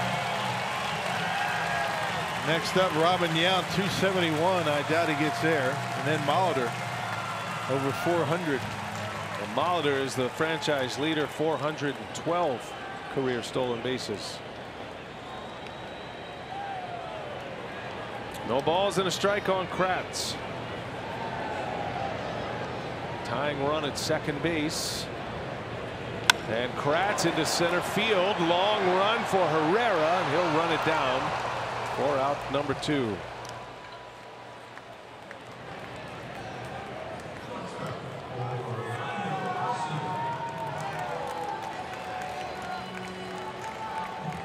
Here comes Arcia. Well, the first run for the Brewers came on a 2-out RBI hit from Travis Shaw. Arcia trying to duplicate that here in this 5th inning. Brewers had a 1-0 lead after that Shaw ribby in the first. Phillies got a solo home run from Rhys Hoskins in the 4th, and then a solo homer from the catcher Andrew Knapp in the top of this inning. 2-1 Philadelphia.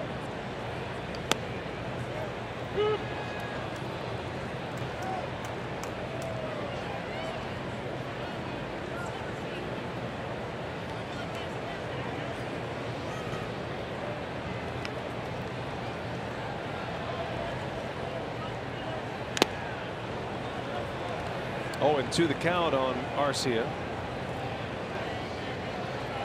Counsell does have Trevor Williams loosening in the bullpen just in case. Taylor Williams, I beg your pardon. Just in case, if Arcia would reach, the pitcher spot would come up, and Counsell would most certainly pinch hit. 5 guys on the bench for Craig, including Sogard, the only lefty. Braun the runner at second. Now Eflin steps off, wants to go through the signs again.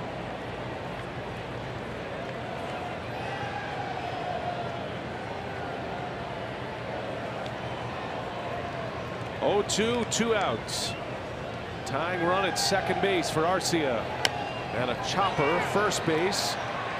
Eflin is there for him, and that will retire the side. The Brewers let a leadoff single get away. A milestone for Braun, though. He steals a base. Career stolen base number 200 for Ryan Braun, whose name is all over the Brewers franchise record books.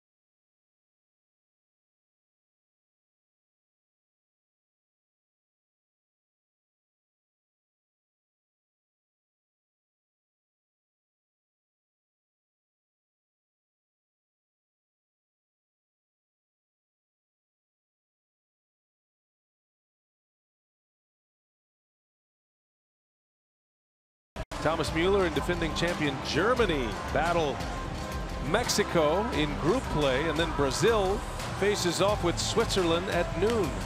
Catch all the action on FS1 or stream it all live on the Fox Sports Go app.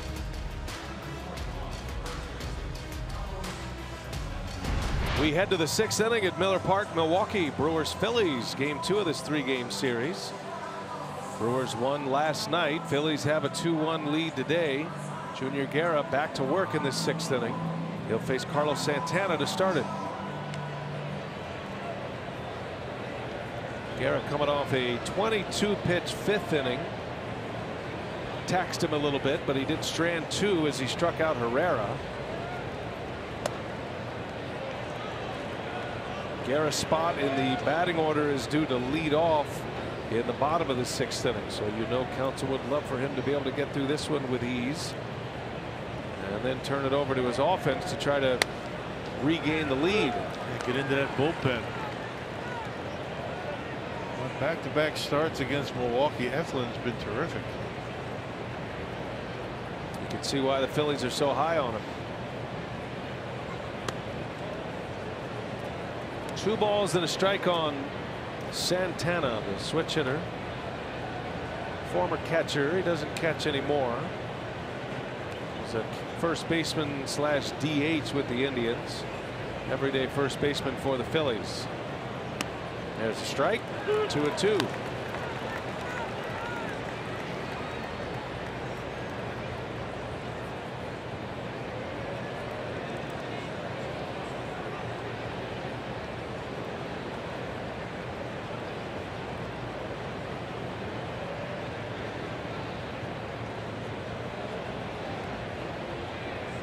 He got him. A strikeout for Guerra. Went back to the splitter. And he strikes out Santana for the 2nd time today. Not an easy guy to punch out. He's been able to get him twice, both of them coming on split-fingered fastballs. 2 strikeouts for Santana and a walk.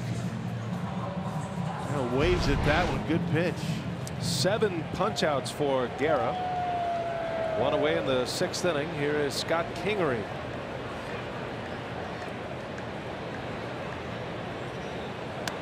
Oh, look out. 1 that got away.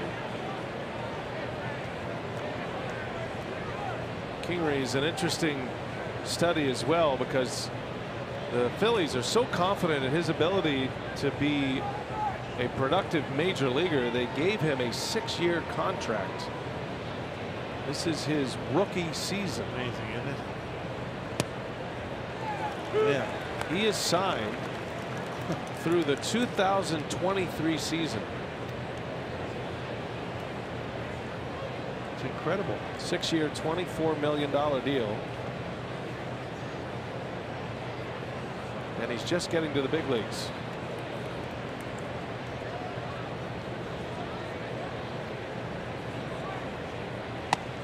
So you figure he's going to get a lot of opportunities to fail. No doubt. Man. 2nd rounder 3 years ago. He was drafted in 2015, played his college ball at Arizona. High-level college program. So he's an older player in the draft, a college player. Was 21 when he was drafted. He's 24 now.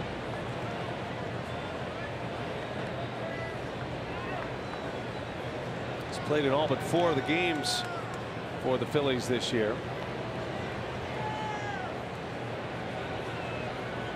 Shift is on for him. Remember Jose Tabata? Yeah. Pirates. They signed him to a monster deal after his first season. Yeah, he had produced a little bit in the big leagues, right? This is a total But Tabata, expectation. I mean, he wasn't even close to fulfilling, his contract. I mean, he was there a couple of years and then never to be heard from again. Got a 5-year deal, I remember, with the Pirates. Guerra walks Kingery. And a 1-out base runner. Nick Williams at the plate. Boone Logan is ready in the bullpen, and I think that's going to do it here for Guerra. Counsell is going to play matchup. He's got Williams, a left-hander, and then Knapp, a switch hitter, coming up.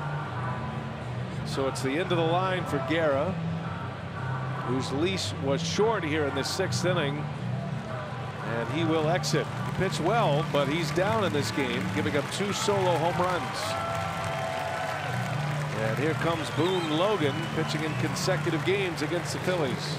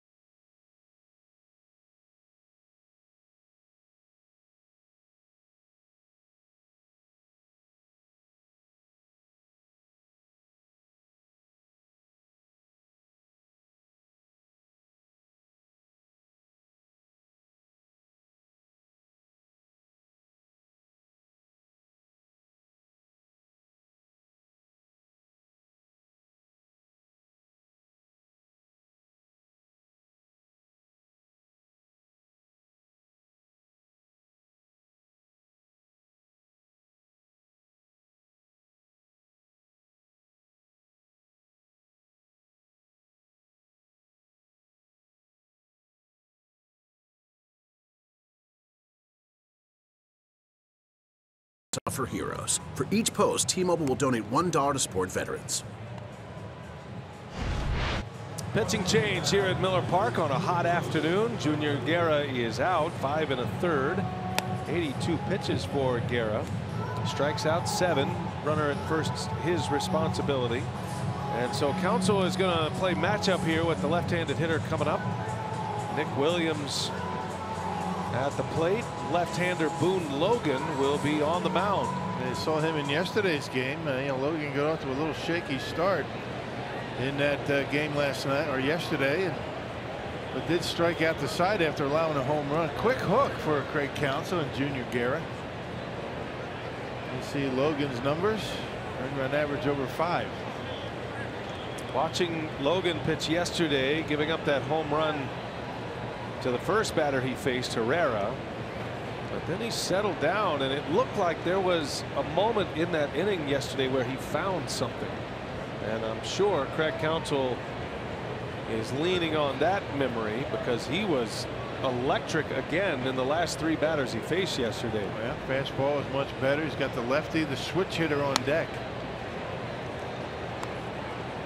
Logan has really struggled. It's been a rough year for him to get settled. First year as a Brewer. Was injured in spring training, a triceps injury. Had him on the disabled list to start the year for about a month. A ball and no strikes on Williams. 1 out in the inning. Swing and a miss. Slider from Boone Logan. This is where Logan has made his money in his career, retiring lefties. Slider down and away.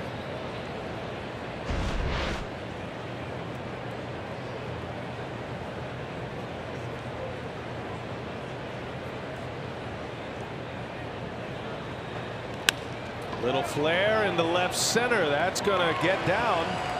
And Kingery on his way to third. The throw comes into second, and in with a hustle double is Nick Williams. And now the Phillies with runners at second and third and only 1 out. It just threw the bat out there on a pitch that was up a little bit.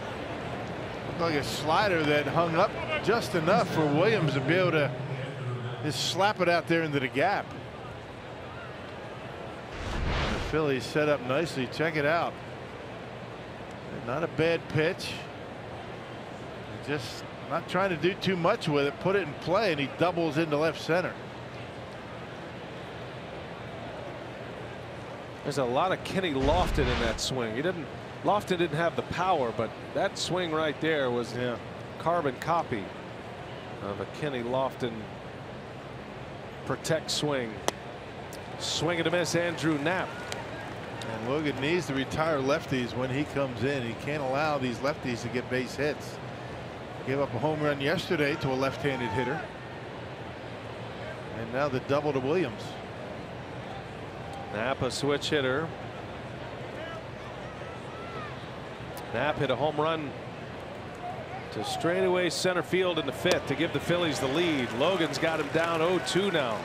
A couple of good breaking balls from the big lefty from Texas.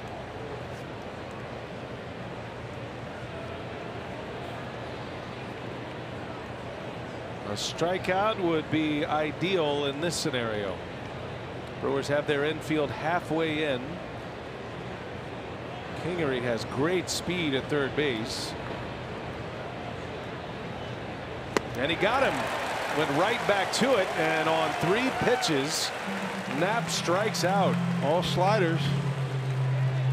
All sliders, all down in the strike zone. Good job by Boone Logan. Now the switch hitter batting right-handed. Chases one just a little out of the zone. 2 outs in the inning. Michael Franco is going to pinch hit now for Zach Eflin. That's good news for Brewer hitters. Getting the Philadelphia starter out of the game after 5 innings. With a 2-1 lead, Gabe Kapler sends up Franco, and Craig Counsell immediately walks Franco intentionally. That will load the bases. Wants to go with a matchup. Although Franco has really been scuffling. He's right-handed. Then you got Crawford, the lefty, coming up with 2 outs. Playing the percentages.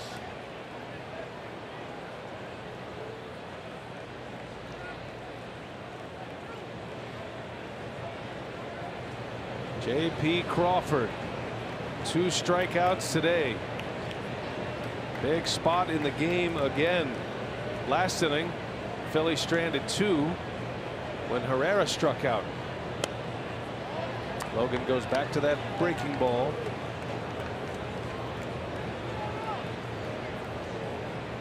Both starters are out. Eflin pinch hit for. He's in line for the win. Guerra on the hook for the loss.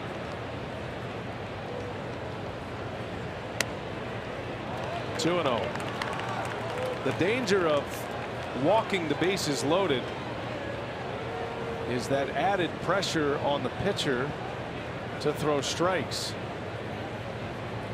No room to put him.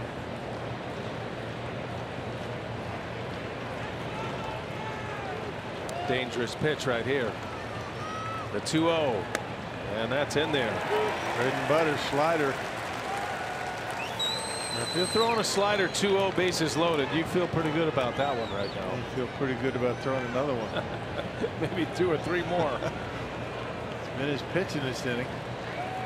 Kingery, Williams, and Franco on the bases. They are loaded up. The 2-1. He missed. 3 balls and a strike.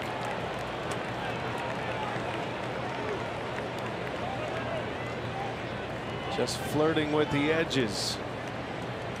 Probably going to be Logan's last hitter regardless. Either retires him and get into the dugout and he's pinch hit for, or Barnes would be next. The 3-1 is in there and he goes to the slider again. Full count now.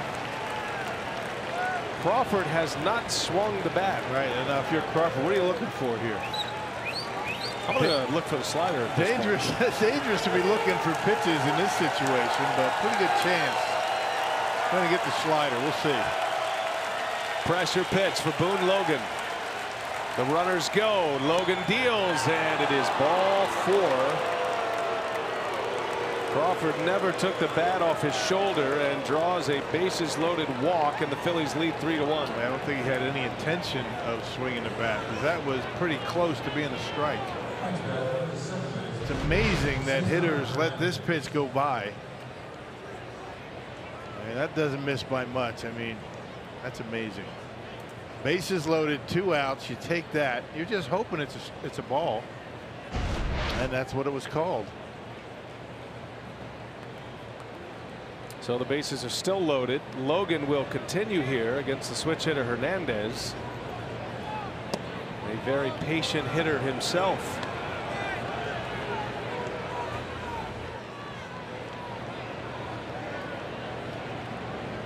Barnes loosening quickly in the bullpen. Don't get Hoskins if it goes that far.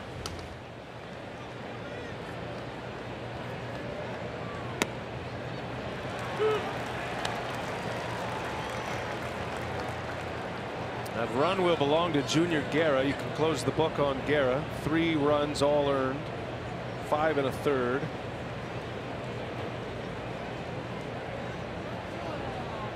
The 3 that are on all belong to Logan. Phillies leadoff man Hernandez takes a ball. 2-1 the count. They get squeezed a little bit.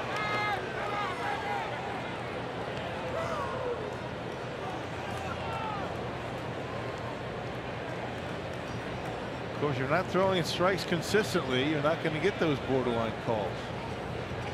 At least that's the way it used to be.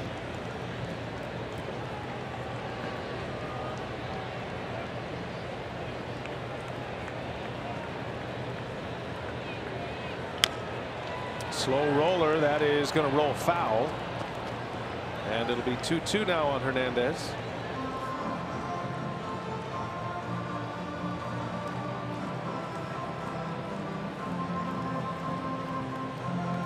Phillies have scored in each of the last 3 innings to take the lead 3-1. Logan trying to keep it at 1 here in the 6th. No reliever wants to allow an inherited runner to score. That's a badge of honor for them to strand those inherited runners. But Logan unable to do that in this 6th inning. Full count. And again, the runners will be on the move here with 2 outs. It just hasn't really been able to command the fastball. I mean, the slider has been his strike calling pitch. Fastball just can't find a strike zone. Another high stress pitch for Logan. Has already walked in a run in this inning. Ground ball, slow roll at third base. Tough play for Shaw. Throw to first is late. And another run is in. Infield hit and an RBI. 4-1 Phillies.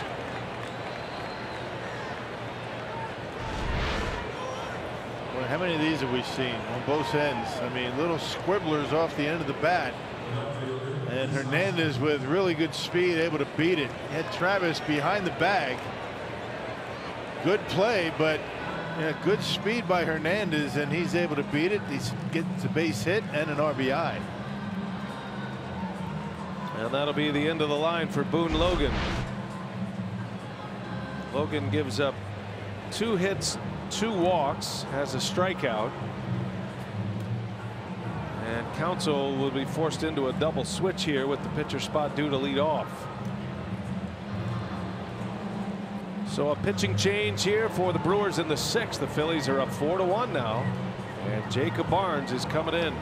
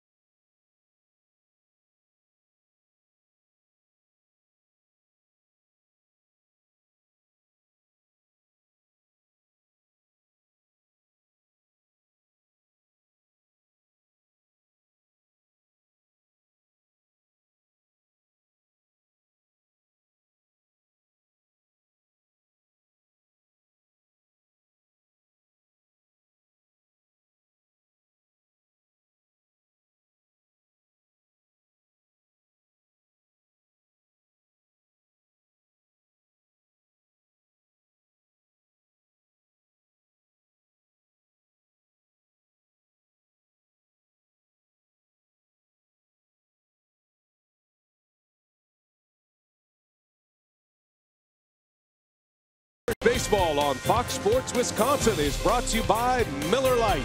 Great taste and only 96 calories. And by Toyota. Let's go places. Hot Saturday afternoon. Phillies have a lead. They've added to it with 2 runs in this 6th inning. They lead 4-1 now. The bases are still loaded. And the dangerous Rhys Hoskins is coming up. Double switch for Counsell. Eric Sogard will enter the game at short. He'll lead off in the bottom of the 6th. And the new pitcher is Jacob Barnes. Power on power with Hoskins coming to bat. Yeah, last pitched on Tuesday against the Cubs. Tossed a 3-up, 3-down inning. Has not allowed a run over 7 appearances since being recalled. So the cutter is back. Yeah, careful first pitch with this guy. They are loaded up. Hoskins is already homered in this game. Hit a monster home run off the facing of the Stadium Club and left. 2 hits and a walk. He's got a double, a home run. His 9th home run of the year. There's those double flaps on his helmet. He broke his jaw at the end of May on a foul ball. He was the hitter. He fouled off a pitch off Kenley Jansen of the Dodgers, and the ricochet hit him in the jaw on the right side. It was way up and in. The ball might have hit him had he not swung at it, but went off the bat, hit him in the face.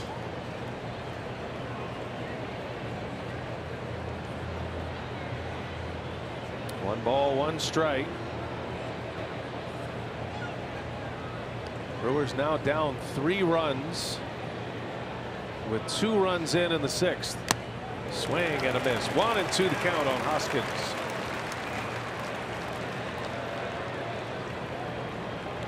The council electing to remove Guerra from the game after he walked a batter with 1 out. And Boone Logan and his struggles continue. Those 3 runners on base all belong to Logan.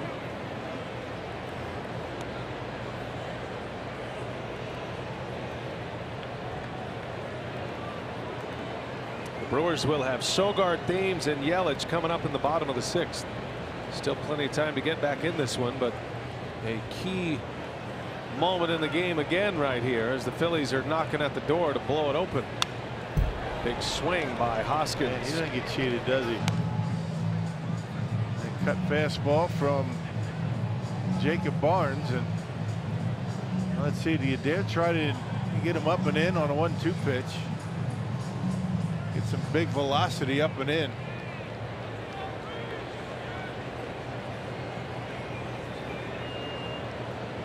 Desperate for an out.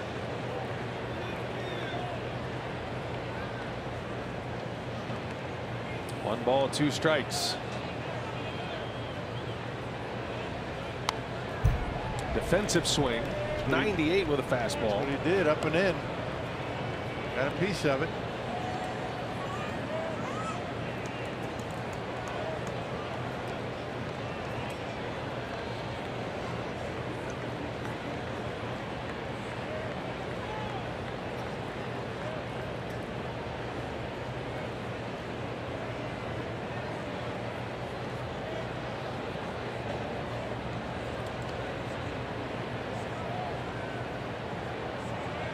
They are loaded up. Here comes a 1-2 from Barnes, and a swing and a miss. Went back upstairs. 97-mile-an-hour fastball, and Hoskins is out. Phillies score twice. They strand the bases loaded, and the Brewers are down 3.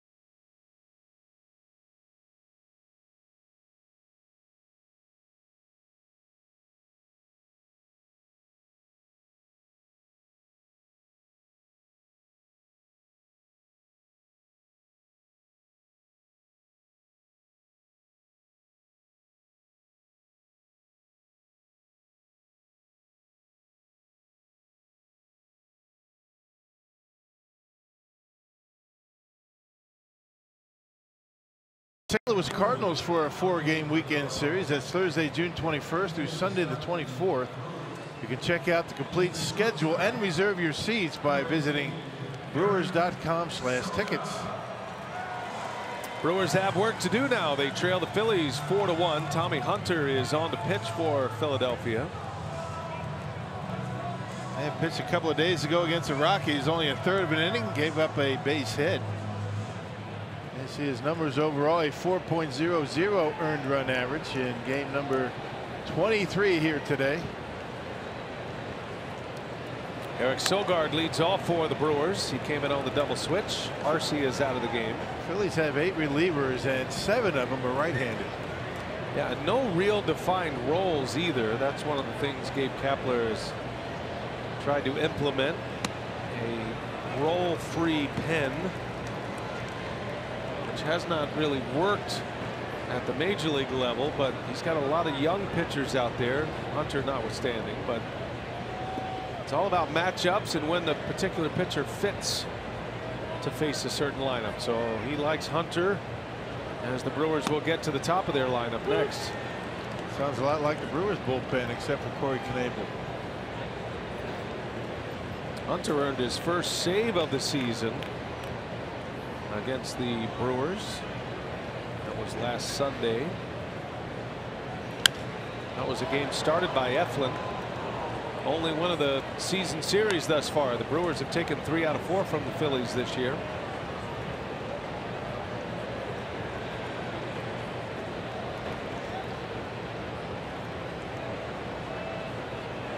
Sogard trying to get it going. The Brewers need base runners.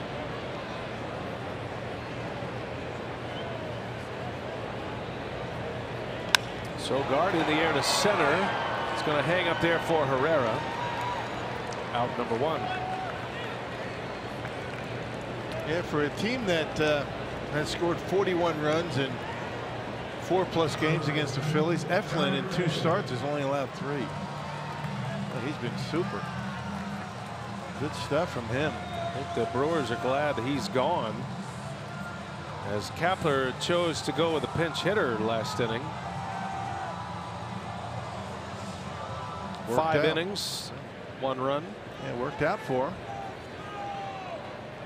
Only 3 hits allowed by Eflin. In line for the win. Here's Eric Thames. The Brewers back to the top of the order.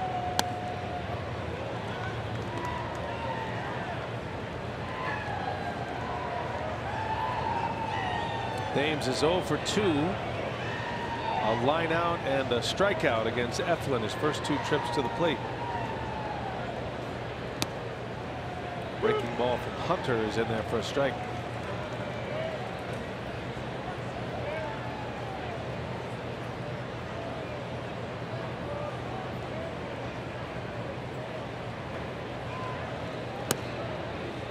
Hunter has bounced around quite a bit in his career, especially the last few years. Came up with the Rangers, had some good years there. Was the starting pitcher for Texas. Was part of those playoff teams, World Series teams. Thames hits a shot. What a catch! Kingery lays out and makes the play. Phillies had the shift on, and the shortstop, who's over on the right side, lays out for out number 2. Heck of a play. Yep, scouting reports don't lie, do they? He actually took a half step toward the hole even before that pitch was thrown, almost as if he knew that with a cut fastball that Thames might pull it. He did and made the catch. 2 outs in the inning. Tough break for Thames. Here is Christian Yelich.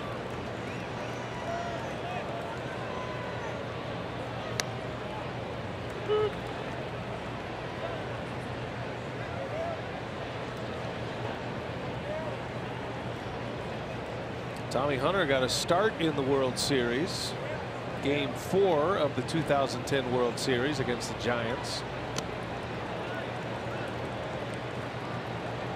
That was a pretty memorable game, especially from the Giants' perspective, as Madison Bumgarner started that opposite of Tommy Hunter. And the Giants were able to shut out the Rangers in game 4 on their way to a World Series title. That started the string for the Giants, remember, winning every other year. 2010, 2012, 2014. And the legend of Madison Bumgarner was born that night. He went 8 shutout as a rookie.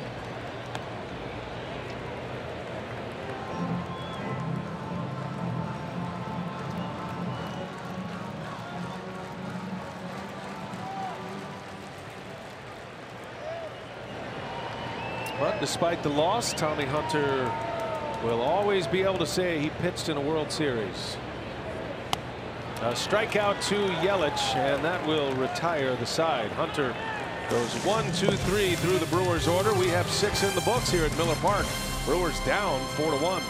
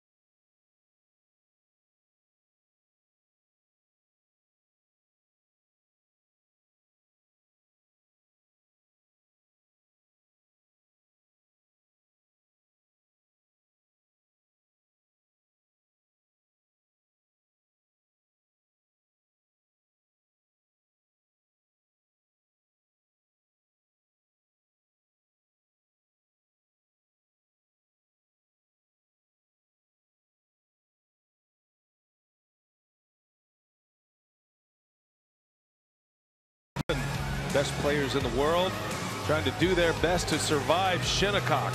It all starts at 9 a.m. Central on your local Fox station, or you can stream it live on Fox Sports Go. There is carnage today at Shinnecock Hills.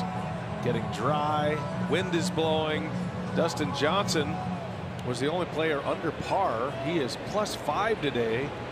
And these are the best players in the world, and not one of them is in the red. Did you see Phil Mickelson today? Phil Mickelson had a 10 on a hole today. Playing hockey, had a 2-stroke penalty. See, it's not just me. I thought you could only get an 8 and that's it. All right, that's just the way pick I up play. after double.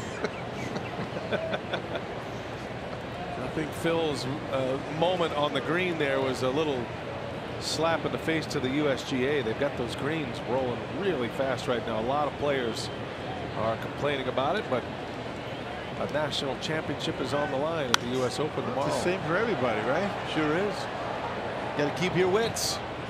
Matter of fact, Brooks Koepka, who won the US Open last year at Erin Hills, is right there in contention. He's just a shot back of the lead. That would be something, a back-to-back US Open winner.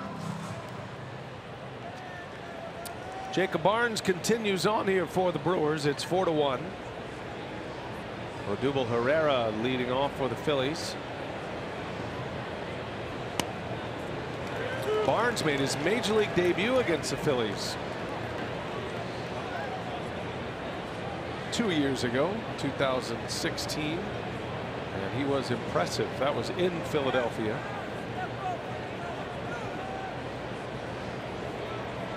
A late bloomer in the Brewers minor league system. Once he got it corralled, which means the release point and throwing strikes. He's always been a hard thrower. He's had that cutter working. Not able to get ahead in the count. Walk too many. He's figured that out now. 2-2 the count on Herrera. Got him. Strikeout for Barnes. Out #1 of the 7th inning. Struck out both of the batters that he faced. Hoskins on a big fastball. This time Herrera the cutter. Backdoored it, caught the outside corner. Good pitch by Jacob.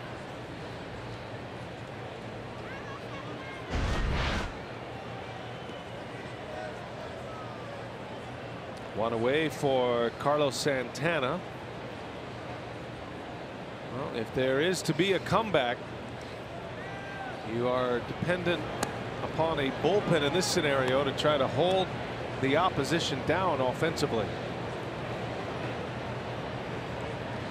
Brewers have done that very well this year. They have some comeback wins. Yeah, and a group out in that bullpen is very capable. They've done it all season.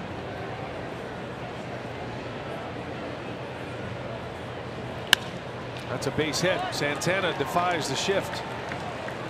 And a single into center field. Hey, today's Tavern of the Game winner. You ready for the Tavern of the Game? Yep. Perfect Reflections time. Bar and Grill in Waupaca.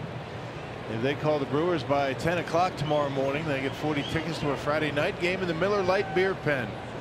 This offer courtesy of the Tavern League of Wisconsin and Miller Lite. Say hello to all of our friends in Waupaca.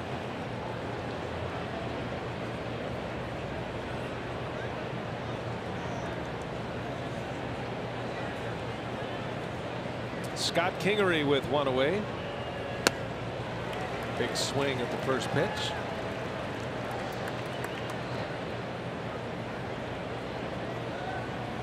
Brewers are the talk of the state right now. Everywhere you go. First place Milwaukee Brewers. Up a game and a half on the Cubs. Cubs will play the Cardinals later tonight. Carlos Martinez pitches for St. Louis. Kyle Hendricks for the Cubbies. That's out of the glove of Kratz, and on to second base goes Santana. It'll be a pass ball. That big fastball up and in. Eliminates the possible double play and another man in scoring position.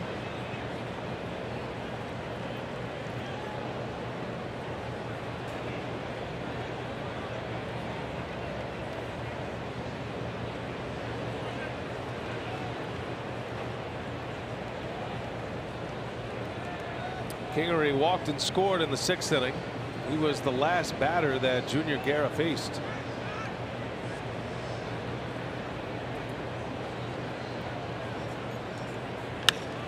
Into right field. Yelich is there to make the catch. Oh, Ball was hit harder than he thought. Reaches up at the last moment to pull it in for out number 2. nice adjustment. Thought that ball was over his head. I think he did too. Just throws that glove up there and able to make the catch. Boy, Kingery hits this ball well. Has some backspin on it. Carries well and almost misjudged by Yelich, but able to haul it in. Yelich has been a Gold Glove outfielder. He won that award in 2014. That year playing mostly left field for the Marlins. He never played right field until this season with the Brewers. Never had a game, never had an inning in right field. And if you're asking what's the difference, it is an outfield position. A lot of it is the same, but the angle of the ball coming off the bat, totally different. Ball slicing off the bat of a right-hander. Of course, you could say that about left field too. The slice off the bat of a left-handed hitter out in left field.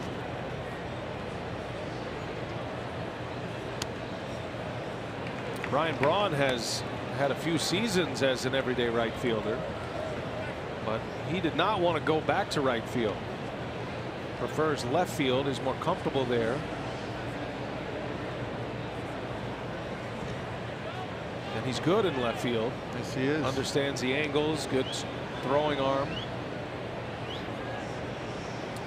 Yelich worked extensively in right field this spring. He's played more right than he has left this year with the Brewers.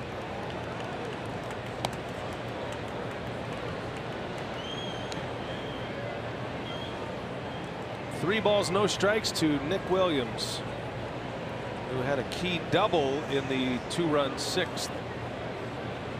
That set the Phillies up. He scored the second run in that inning, did Williams.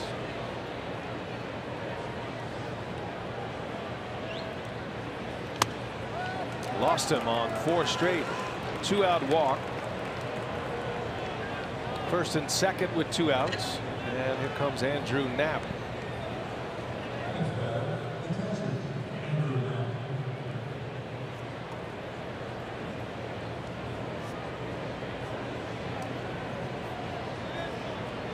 Kratz on his way out.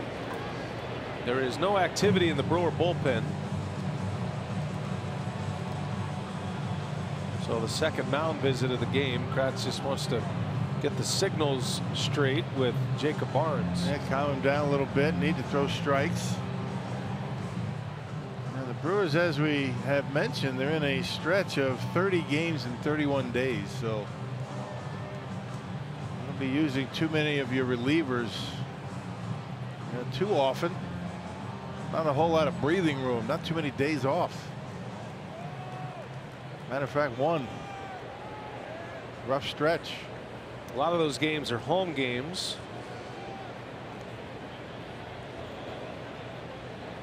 And I'm sure the Brewers are going to have a revolving door in that bullpen. There are a number of pitchers in AAA that have been brought up. Brewers are going to need a starter, another starter on Tuesday, a 5th starter. They have not announced who that will be yet, but that'll shorten the Brewers' pen by 1 more. Right now the Brewers have 8 relievers, 4 starters. And the Brewers have 1 day off until the All-Star break. That's June 25th.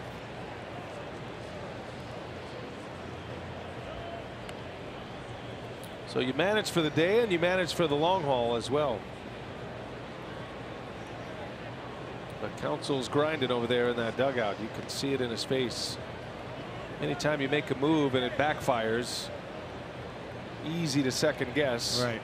And the Boone Logan pitching change did not work today. Now Barnes falling behind 2-0 on Knapp.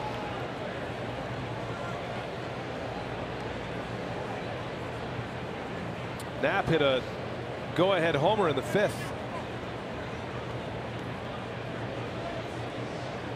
That gave the Phillies a 2-1 lead.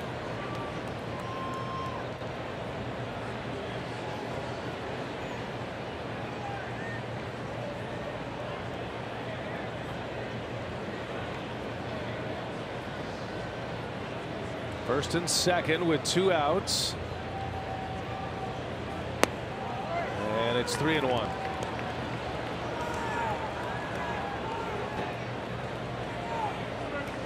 Pitcher spot on deck.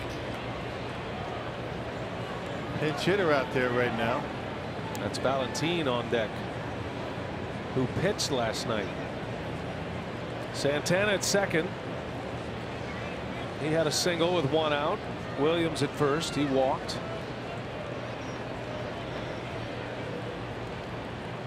Hitters count for Andrew Knapp. 3 balls, 1 strike. On the ground, foul. Nice play over there by the Phillies first base coach, Jose Flores. He still got it. Nice backhand pickup on the bare hand. Casual backhand. Yeah, like, you know, I've done this before. Of course, I'm sure he has.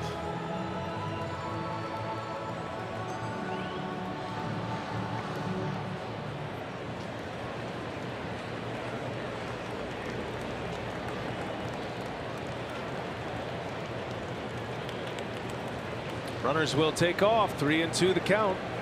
And Barnes misses. Ball 4. A lot of walks last 2 innings. 5 walks in the last 2 innings.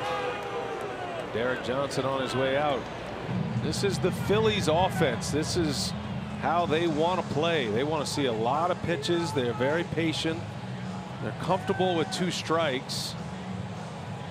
But they are a team that wants to try to rack up pitch counts.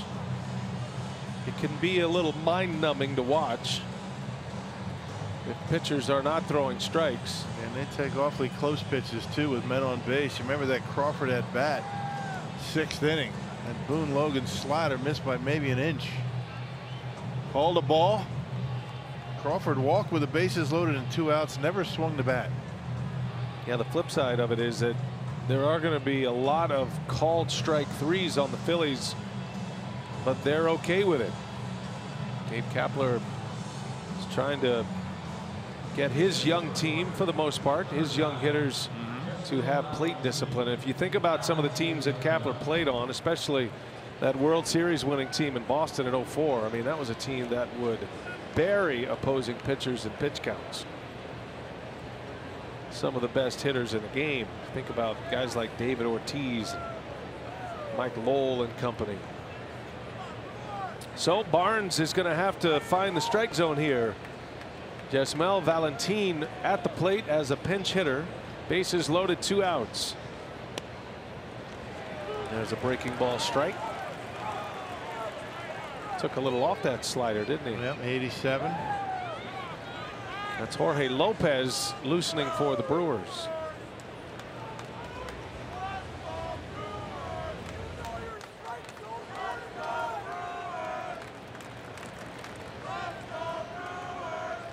Valentin pitched for the first time in his major league career last night. And it wasn't going all that well. The first 4 batters reached, and then Rick Kranitz, the pitching coach and former Brewer pitching coach, made a visit to the mound. Probably the first time he's ever made a visit to the mound with a position player pitching. And then he got the next 3 guys out. Man, whatever he said, it was right. Magic. There's magic in those words. Those from the pitching coaches or something, aren't they?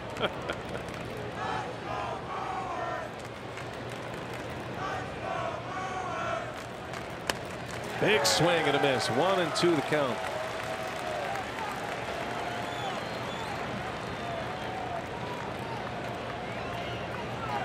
Kind of looks like his dad, doesn't he? Jose Valentin. A lot of resemblance.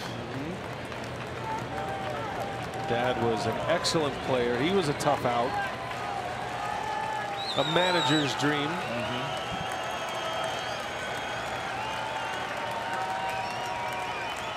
Phillies could deliver a knockout punch. Barnes trying to get through this mess. And a breaking ball just missed. That was the cutter from Barnes. And it's 2-2. He throws that thing hard. Just did miss that outside corner with that one.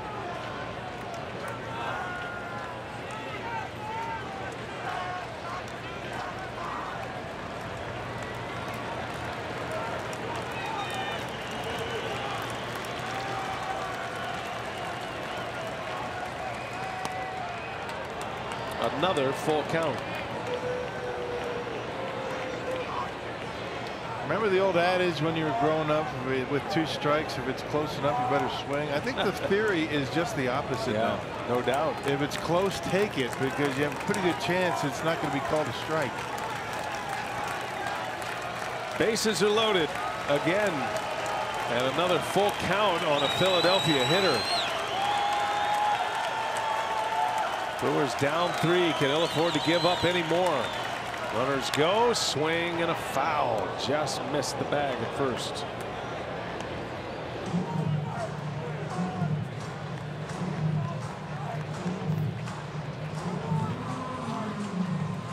The 24-year-old rookie, Yasmel Valentin.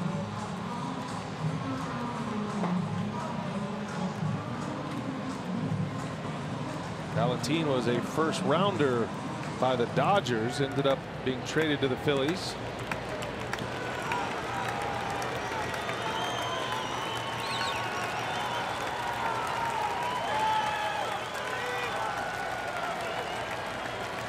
Three-two, 2 outs.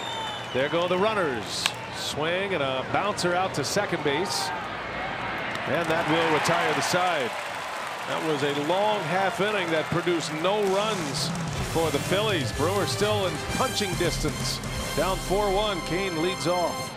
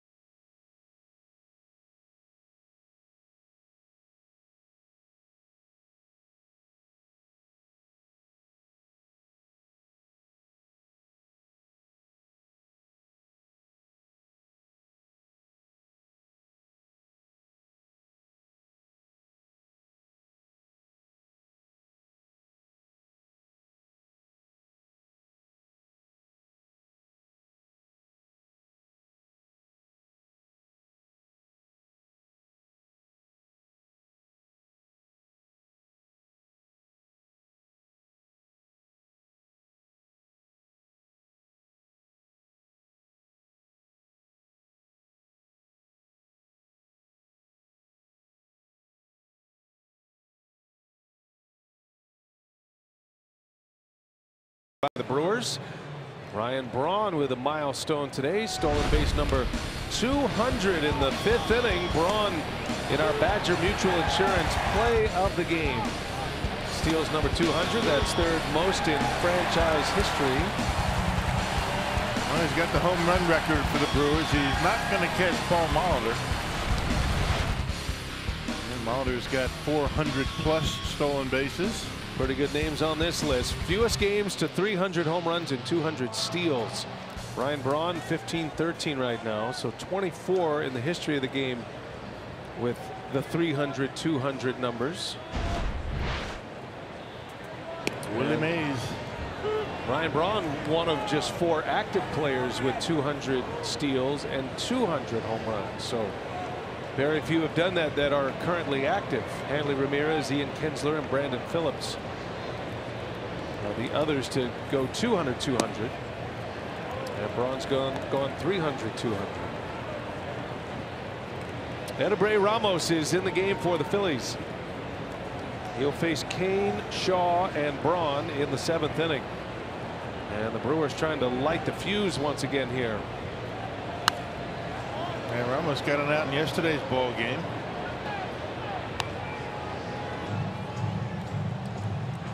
His numbers very good. .72 earned run average.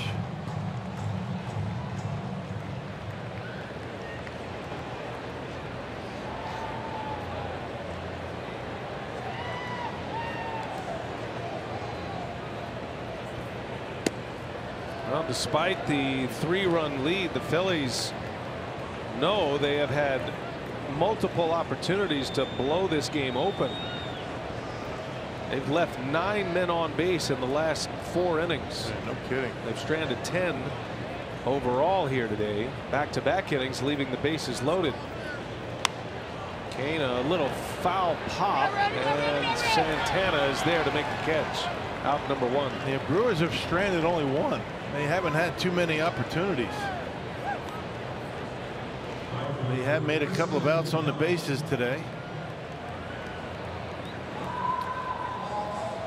Well, Council's offense trying to do all they can to light the fuse once again, get this crowd back into it.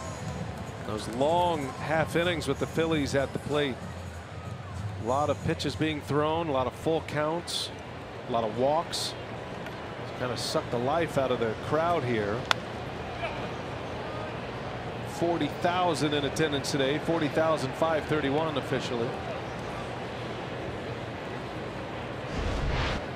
Shaw is on the Powerball home run leaderboard. He is the leader in that category for the Brewers. 14 home runs on the season. Aguilar with 12. Yelich hit number 9 yesterday.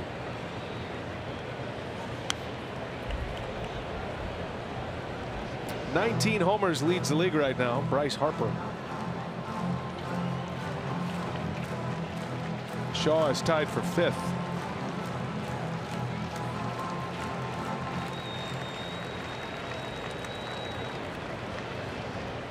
Brewers down 4-1. 1 away in the 7th, and Ramos misses high. A ball and 2 strikes.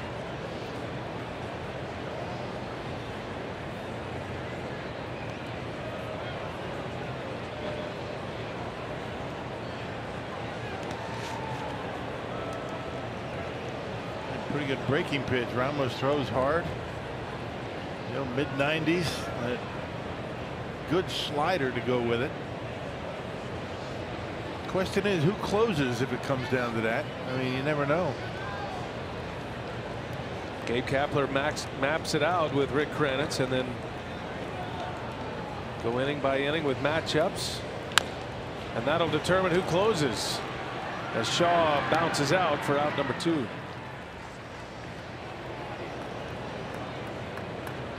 You always hear managers say that they wish they could get to the point where there were no rolls, but it hasn't really happened that way consistently, because I think relievers thrive knowing their roles, right? I mean, it seems like in the past, most managers, if they could just wipe the slate clean and you didn't have contracts and multi-year deals for closers and whatnot. They would rather have the flexibility to use different players. Council does that for the most part. Even though Knable's the closer, there are certain things that allows Craig Counsell to use different pitchers. For example, Corey Knable pitches back-to-back days. It's rare that he would pitch on that third day. If he goes multiple innings in a game, you wouldn't see him the next day. It's a far cry from what it was for about maybe 15-20 years, but it's kind of going back to the way it used to be. You're going back to more relievers going multiple innings. More and more teams are doing that, and when you consider there used to be 5 relievers in the bullpen back in the 80s and 90s. Now they got 8, and you have more guys going multiple innings. So you had starters going way deeper in games, throwing a lot more pitches back then, and then you had relievers who would pitch multiple innings. So now starters aren't going that kind of length, and you have relievers pitching in multiple innings. So what you have now is what would feel like an 8-man bullpen, right, in the major leagues, but really you have 3, 4, maybe 5 guys in the minor leagues that you're on a constant rotation with. And so, like yesterday, Mark Leiter Jr. pitches, and he's sent down today. They bring up another fresh reliever. It's a whole new age. At the end of the bullpen, the end of the bench. Those guys, up and down a lot throughout the year. Guys with options. Teams can send them down without, fearing losing them to free agency. And guys like Jorge Lopez, you're always concerned. I want to pitch in a big league game, but if they pitch me 3 innings, it is almost a guarantee I'm going to Colorado Springs tomorrow. If you're not available and you have options, right, you're going to find your way there. There's another hit by Braun. Nice piece of hitting. Yep, both of them to right field today. He was just settling on that opposite field. Ramos was staying away from Braun. He has 2 hits today. He's 2 out of 3 at the plate. Yep, goes after him with a, looked like a breaking ball that hung up in his zone. And Braun able to look at the way he gets on top of that ball. I mean, that's amazing the way he's able to do that. He practices that. That's his warm-up swing. He gets that bat around the shoulders, practices that level swing. Paid off there. Remember when he hit Gene Segura? Yeah. He was practicing that swing. He uses the top rail of the dugout, and Segura was walking up the steps and he clipped him in the eye. That was a gruesome injury. But you're right, that's how he does it. Now, one swing of the bat totally changes this game. And the Brewers need a lift here. Jonathan Villar will step in. A team that hits a lot of home runs, the Brewers. They could use a long ball right now. This crowd is eager to make some noise. But the Philly pitching staff has kept them down. Only 1 run on 4 hits. That run came in the first inning on a 2-out hit by Shaw.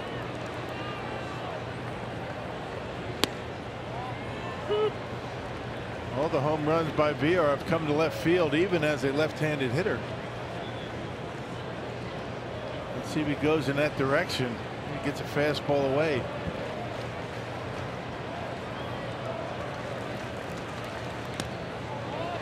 One and 2 now.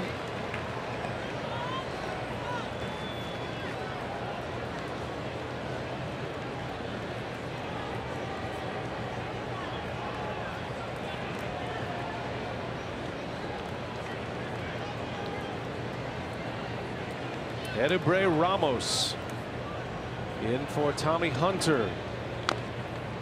Hunter worked a scoreless 6th inning.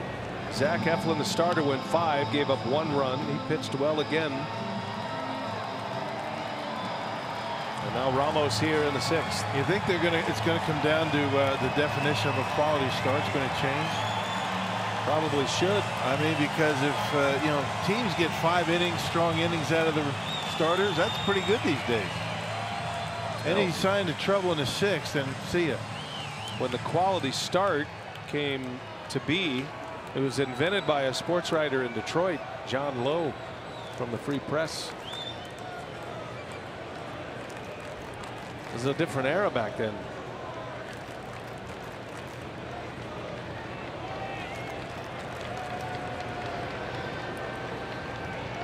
One ball, 2 strikes.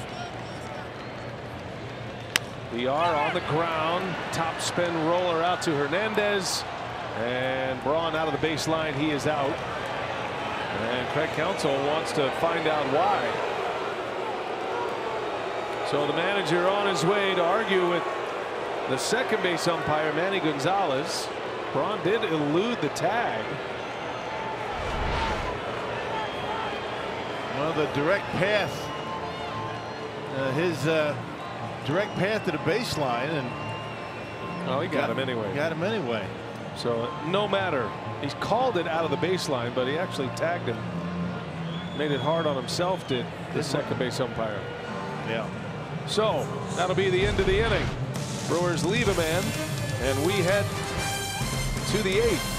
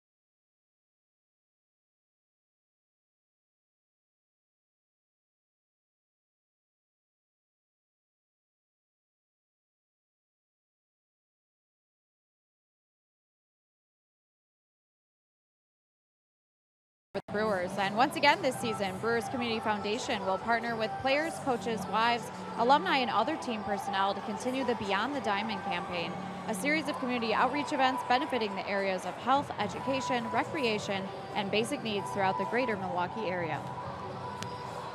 All right, Sophia, thanks. Roof is open. It's a beautiful day for baseball. This game not going the way the Brewers would like. Hernan Perez will enter the game at the shortstop position, and Jorge Lopez will take over on the mound. So Perez to short, Sogard to second. VR is out on the double switch. Counsell looks like he'll try to get a couple of innings out of Jorge Lopez. And recalled on Tuesday from AAA Colorado Springs. He was pretty well down there.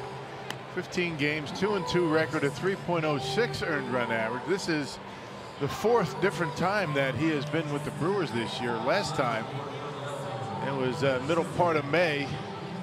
Took the roster spot right now of Matt Albers, who went on the disabled list. Phillies got 2 in the 6th inning to stretch their lead to 4-1. And Jorge Lopez will try to keep the Phillies at 4 and give the Brewers a couple of shots to come back here in the 8th and 9th.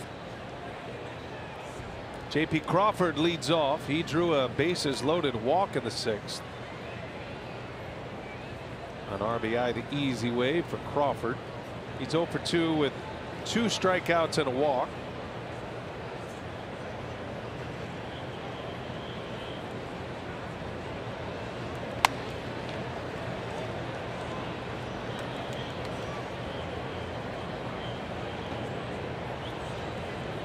Final game of the series tomorrow afternoon, and then the Brewers will go out on a brief 3-game road trip.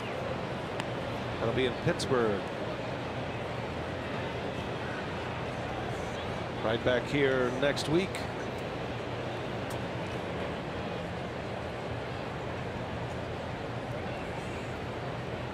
Brewers will bring in the Cardinals next week.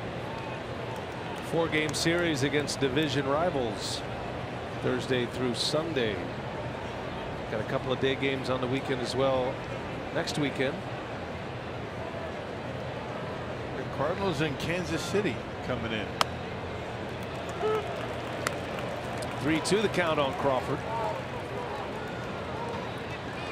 So going all Pennsylvania right now, and then we'll go all Missouri.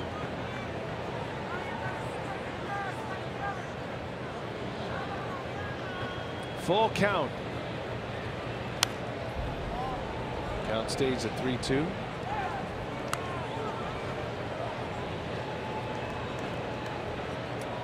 Cardinals host the Cubs later tonight. Pittsburgh's already beaten the Reds 6-2 the final there. Pittsburgh back to 500 with that win. Ivan Nova got the win today for the Pirates.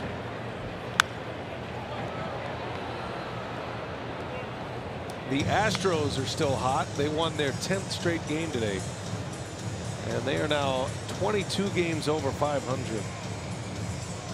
That is a loaded ball club. Yeah. Red Sox, Yankees, Astros.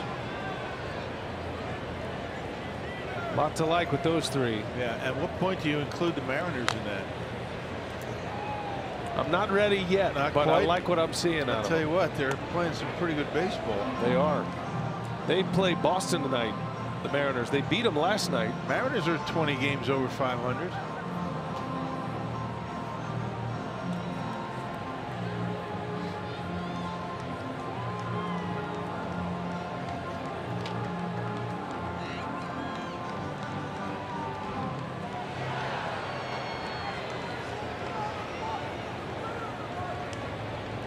Another 3-2 pitch. Another foul.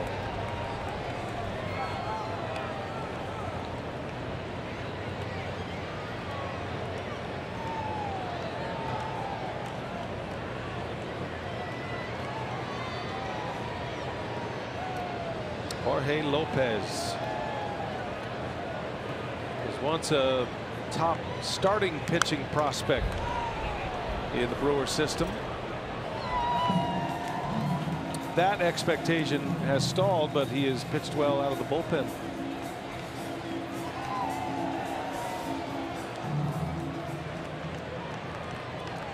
Whatever it takes to get to the big leagues. Well, he doesn't mind at all. Starter, reliever, doesn't matter.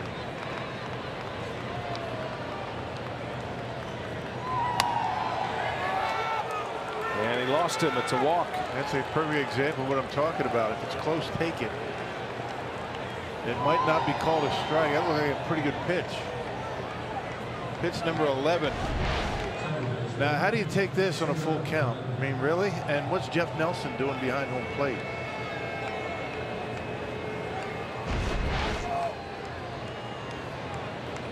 Tight strike zone.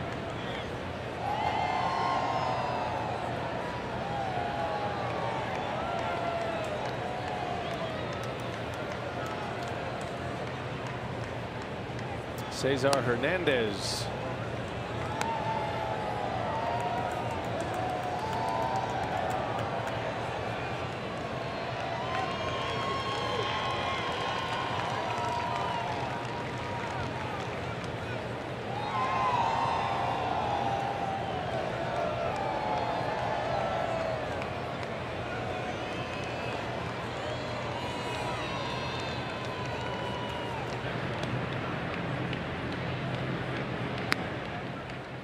Phillies have had a ton of traffic on the base paths since the 4th inning.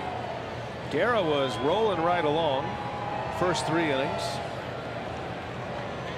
He got through a 4th inning stranding a base runner. Was taken out in the 6th. Brewers bullpen have walked 6 batters since taking over. Unusual for them.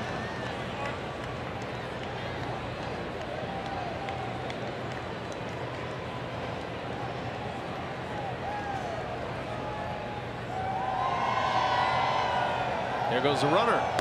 Pitch is a strike. Throw to second hits the runner. Crawford in with a steal. And it's 2 balls and a strike on Hernandez.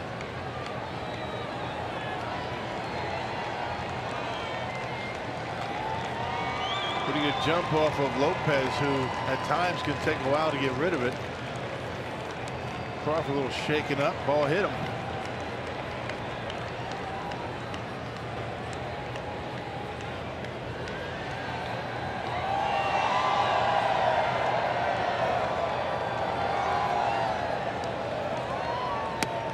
Good breaking ball by Lopez. 2-2 now. Hernandez thought that was a strike. It was actually higher than the pitch that Crawford took for ball 4.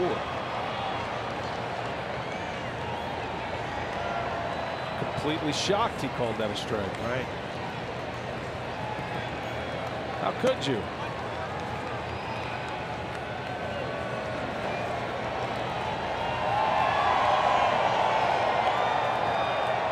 Well, there's been a lot of full counts today. Another one.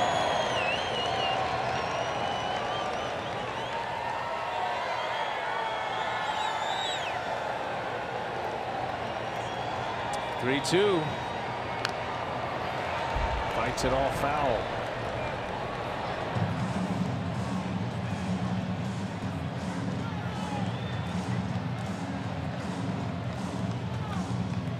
Feels like Lopez has been around a long time. He first surfaced in the big leagues in 2015, but Jorge is still only 25. And to remake his career as a reliever now. A swing and a miss. He struck him out on a breaking ball. And back-to-back curveballs to get him. First out of the inning. Back-to-back curveballs on a full count.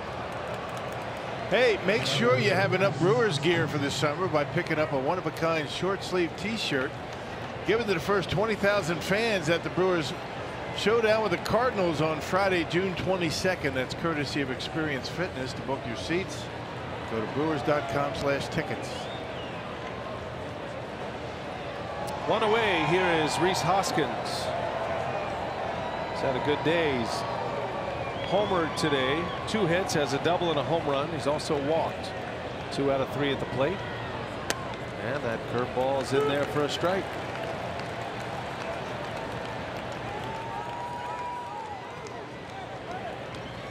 The Brewer relievers today are having better luck throwing strikes with the off-speed stuff than the fastball. Started with Boone Logan. And Jacob Barnes with a cutter. Now Lopez with the curveball.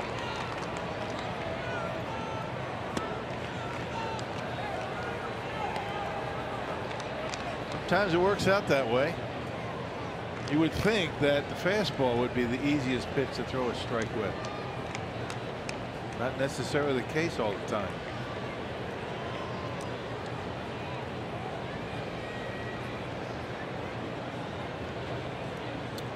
Two breaking balls to Hoskins to start. That time a 95-mile-an-hour fastball. 2-1.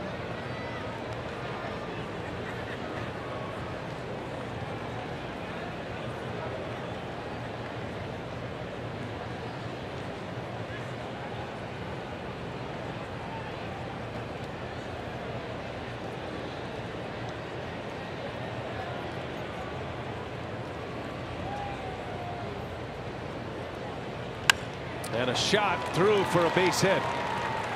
Crawford had to stop, now gets it restarted, and he will not score. He had to freeze on the line drive. Hoskins with his 3rd hit of the game, on base for the 4th time. And make sure it wasn't caught and get doubled off. Playing it safe with a 3-run lead. Hoskins this time able to wait back long enough on a breaking pitch. Curveball down the middle, and Hoskins able to wait back and barrel it up. So Crawford have to go back in case it was caught, and not able to score. See if the Brewers can get a double play here.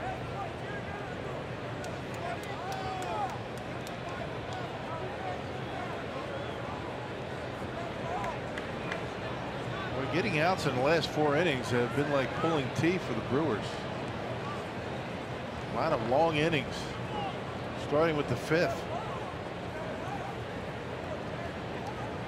First and third for Odubel Herrera, who is 0 for 4 today. Lopez needing a ground ball double play.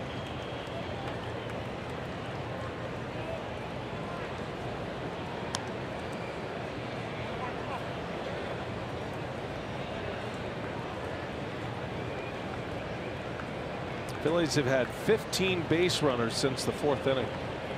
That leadoff home run by Hoskins.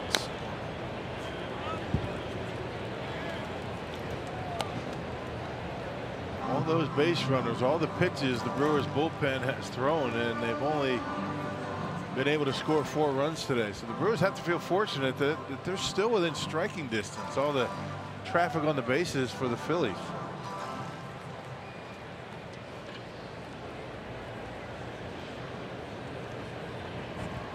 Lopez with runners at first and third. Brewers are set up to turn a double play. That's Perez and Sogard up the middle now, and a swing and a miss, and it's 1-2.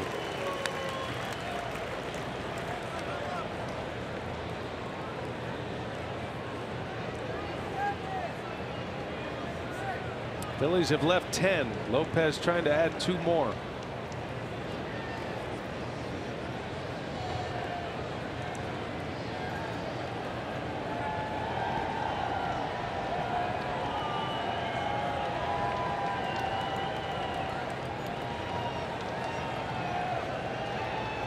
One ball, 2 strikes. And he got him. That slow curve. Lopez strikes out Herrera, his 2nd K of the inning. And still 2 men on. Now 2 men are out. And here comes Santana. He just seems like he's got one swing right now, and he's just kind of waving at that curveball in the dirt, just not seeing a baseball at all is Herrera. It was like that when the teams were facing off in Philadelphia. Well, we always talk about pitches that work in pairs, and as the high fastball has returned to the game, so has the curveball, the pitch that pairs best with the high fastball. Been a lot of Hall of Famers that have used that combination. Burt Blyleven, Don Sutton, to name just 2 that I've caught.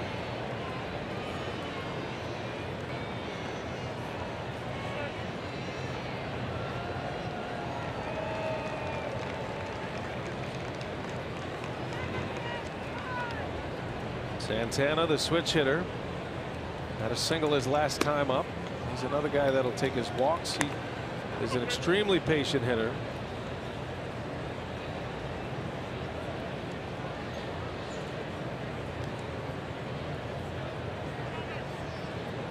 Since the 4th inning started, the Phillies have 7 hits and 8 walks. Brewers have recorded 14 outs in that stretch, but only 4 runs are in. Those are the kind of numbers that would tell you this is a double-digit deficit. Could be. Yeah, you would think it would be 8-1 the way this thing is going, but it's not. The Brewers have a good opportunity to snatch this one away. 3-0 the count on Santana, and it's ball 4. Another walk.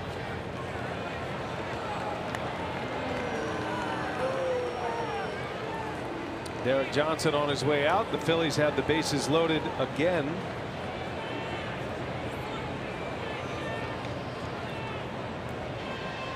Third straight inning the Phillies have loaded the bases.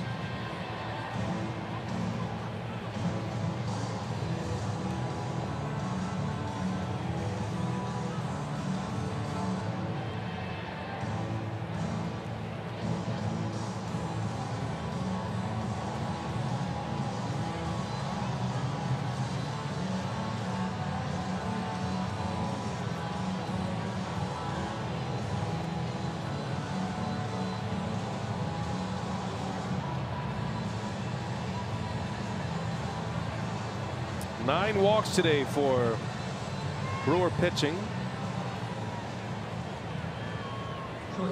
Phillies had not drawn a walk till the 4th inning. Season high in walks allowed by Brewer pitching this year.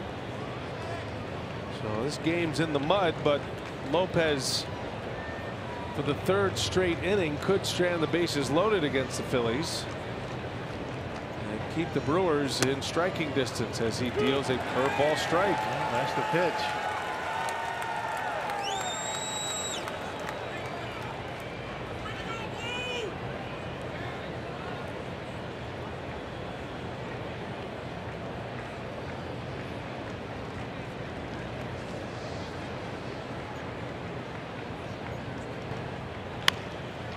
Oh, and 2 the count. Looking ahead to the Brewer 8th. Kratz will lead off. Hernan Perez and then Sogard. Bottom of the order. Yesterday, the bottom of the order was the reason the Brewers were able to score 13 runs. A lot of activity at the bottom of the order yesterday, including the pitcher at the plate, Brent Suter. 0-2 pitch. Got him. Lopez strikes him out. And the inning is over. So Kingery is gone. And for the 3rd straight inning, the Phillies leave him loaded.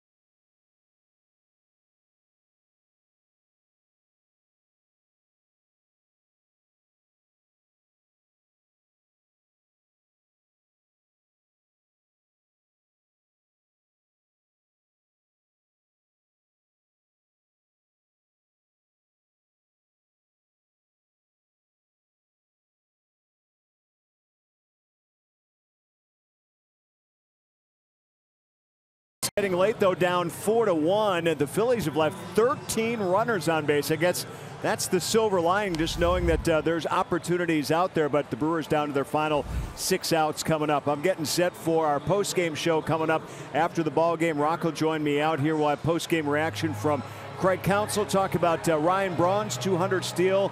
And how about the job again that Zach Eflin has done on the mound for the Phillies. He's been their lone bright spot really against the Brewers over this season series that spanned 2 consecutive weekends here. We'll see if the Brew Crew can get something brewing. Freidert and the Medical College of Wisconsin postgame show on the way, BA. All right, Craig, thanks. Sir Anthony Dominguez on the pitch for the Phillies now as Eric Kratz leads off. And the Brewers down 4-1. Dominguez, one of many in that bullpen with saves for the Phillies. He last pitched on the 12th against the Rockies. Picked up a save.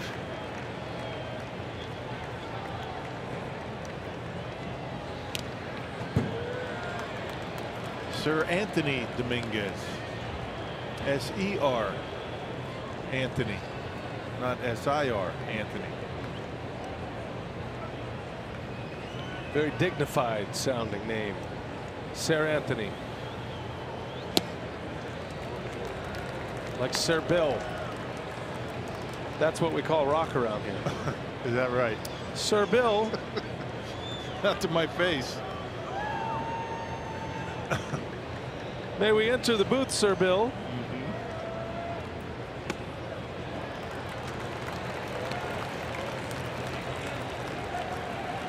3-1 to Eric Kratz. Let's see if the Brewers can get something going here, get some men on, and try and knock one out of here. The Phillies have given the Brewers an opening in this game. Kratz in the air to right. Playable for Nick Williams, out number 1.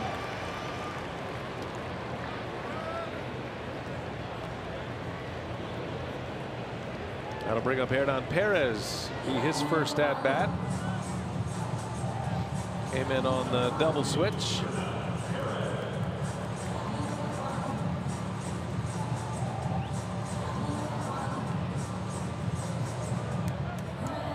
What a difference a day makes, right? The Brewers yesterday with 13 runs. It's just the way this game goes. I mean, there's no such thing as momentum in baseball one day to the next. It's all about the starting pitcher, in this case Zach Eflin, keeping the Brewers off the board. He did give up a first inning run, but that was it. If you could only carry him over when you needed him. Right. Bouncing ball, fair ball over the bag. Extra bases for Hernan Perez. Yeah, he's heating up. Batting average coming into that at bat 260. Batting average on the rise. Starting to get the extra base hits. Perez started yesterday, had 3 hits, and in his first at bat of the day delivers a double. Man, watch the balance. This is what he was working on in spring training. That's just perfect balance, straight up. Equally distributed weight on both feet. And able to knock one down the line. Hits the line beyond the bag. Andy Fletcher, the third base umpire, signaling fair ball.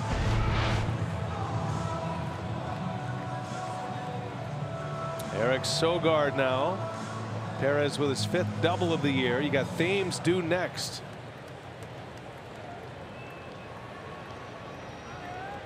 The Brewers have 5 hits in this game.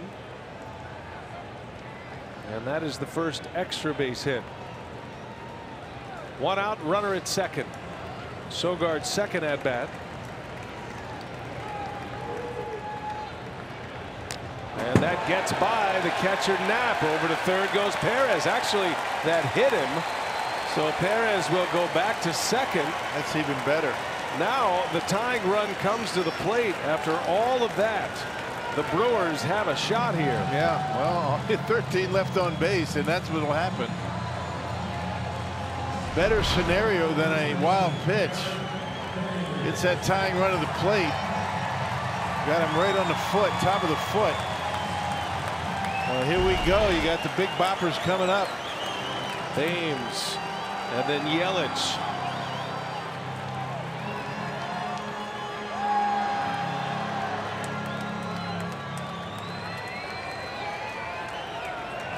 Thames had 7 home runs before he went on the disabled list. He just got back this week. And he's a little bit late. Fouls it back. 99-mile-an-hour fastball from Dominguez. Yeah, I mean, big time velocity. Curveball to go with it.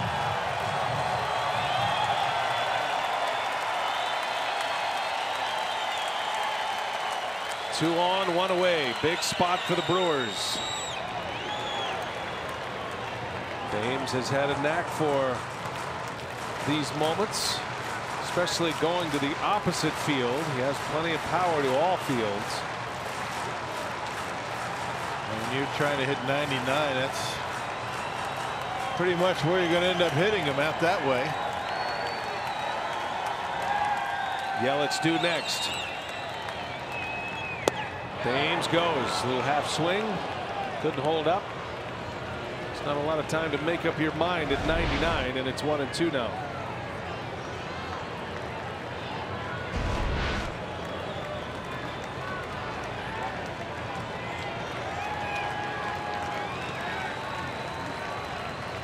Dominguez deals, and Thames pulls it foul. Man, oh man, how do you turn on 99 like that? Right. On the inside corner. Dialed up quickly here. Yes, sir.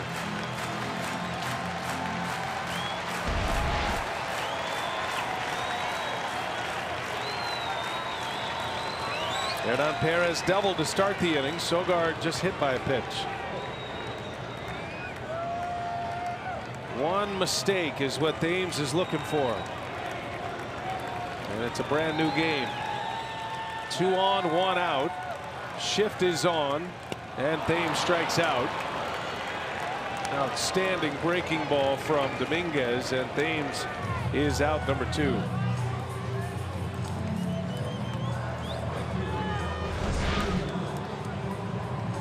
Yeah, there's not much you can do about that. When you're trying to protect 99 miles an hour and he puts a slider like that in that spot over the top of it out in front, that's just a good pitch. 2 outs now. Here is Christian Yelich.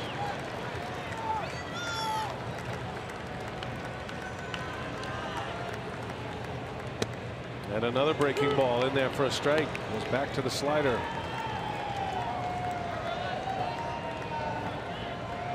Your hope as a hitter is that he can't throw that pitch for a strike.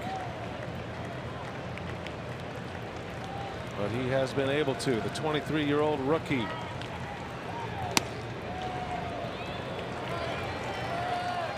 Dominguez, by the way, has not allowed a home run this year. He's hardly allowed any hits this year. This big reliever's only given up 7 hits all season. Means he's due.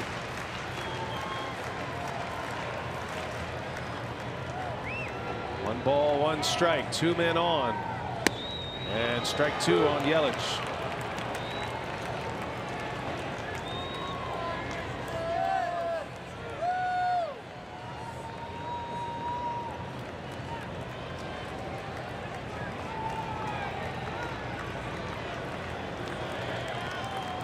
Two on, 2 out. And the 2-strike pitch is swung on and missed. Went back to that slider, and back-to-back strikeouts to pour the water on the Brewers rally in the 8th inning. Still 4-1 Phillies.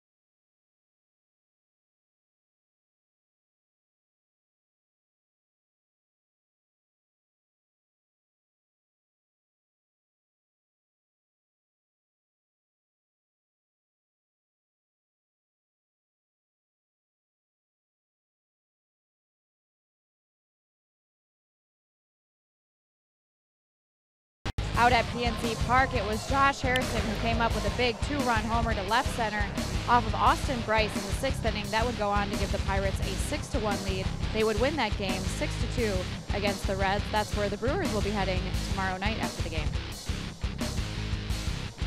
One of the most beautiful ballparks in the big leagues, PNC Park in Pittsburgh. Not that we can see it from our booth position, but we hear it's great. 4-1 Phillies as we go to the 9th inning. Yeah, you have a great view of everything but the game. Everything else. Beautiful view of downtown. Makes for a nice picture. Rock and I take a lot of selfies in Pittsburgh and Washington, D.C. It is a great venue.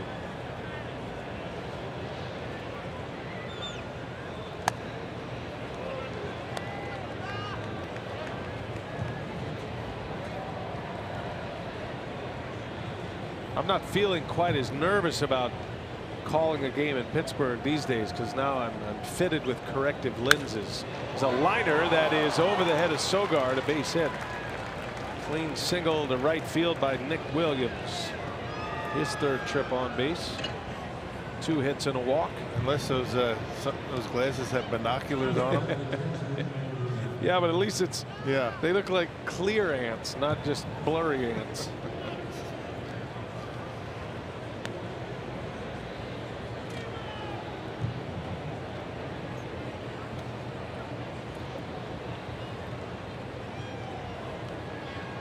Andrew Knapp,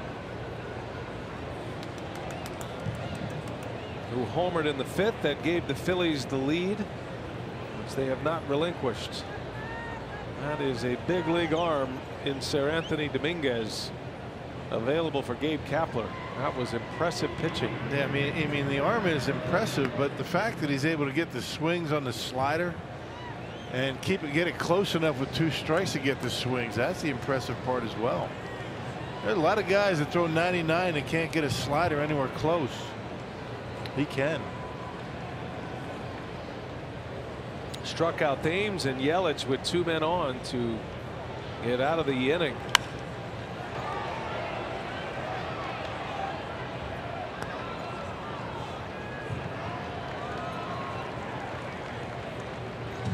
Taking home a souvenir.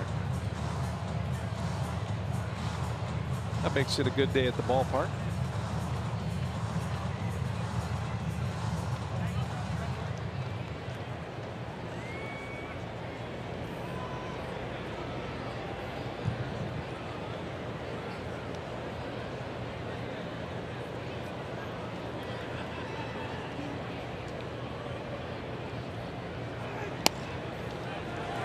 Oh, and 2 the count.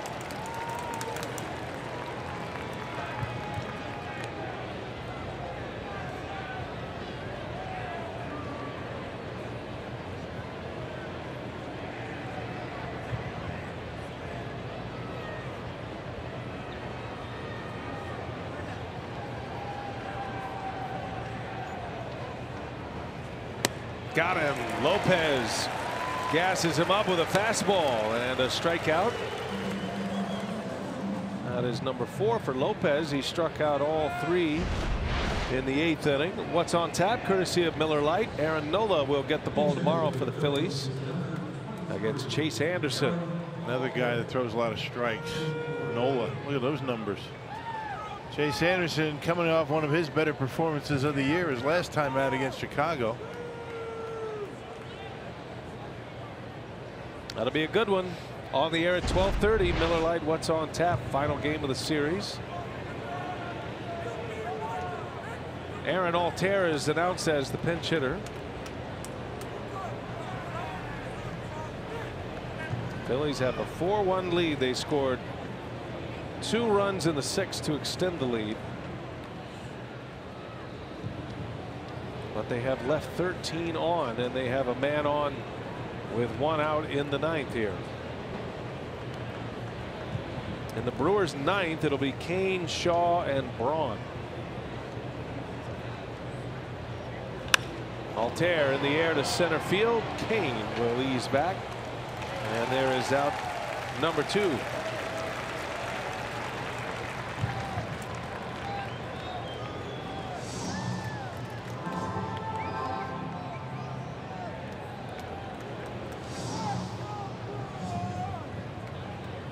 Jorge Lopez walked 2, gave up a hit in the 8th inning, struck out 3.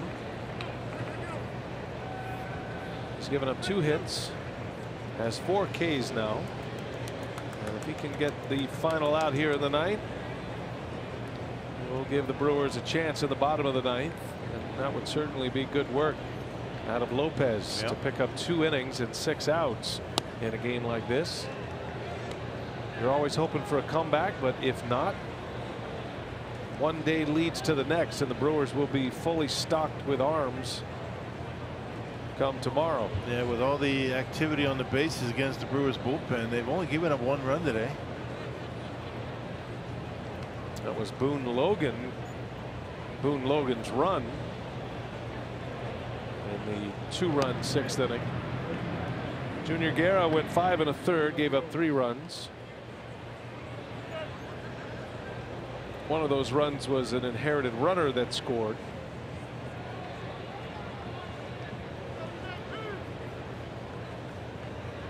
J.P. Crawford, 2 walks, 2 strikeouts.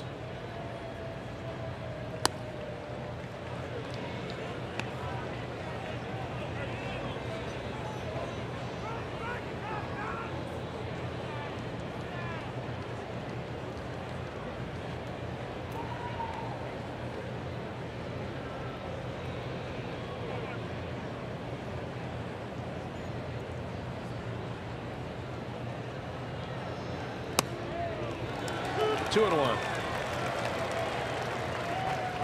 Crawford, another one of the young bucks here for the Phillies.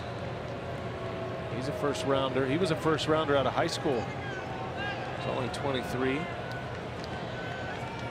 Took him a little while, had more minor league time because he did come out of the high school ranks. That's why I always encourage high draft picks from high schools. Get signed and get on your way in the pro game. Strike 2. You're going to learn a lot more in the pro game than you will in the college game. Not to say college isn't the right choice for some people, but if your primary goal is to get to the big leagues as fast as you can, don't wait for the big signing bonus. That's what you're talking about. I mean, if you don't want to go to college, that's certainly a good way to go, but get in there, get your career going, and that's the only way you get to the big leagues. It's different for position players too. I think pitchers, that window doesn't necessarily apply for college pitchers, but position players, you get in, you learn the pro game.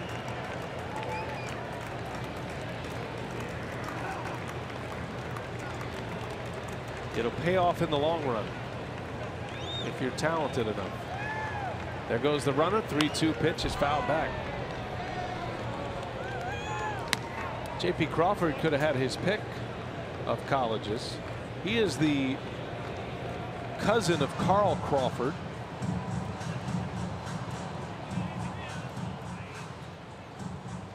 The former big leaguer and former all-star. Had some great years with the Rays. So I'm sure he got a lot of good advice. Yes, he did. 3-2 again, and a swing and a bouncer foul. This guy sees a lot of pitches, doesn't he? Always seems to be in a full count. And a lot of his at-bats, he only starts to swing until he has 2 strikes.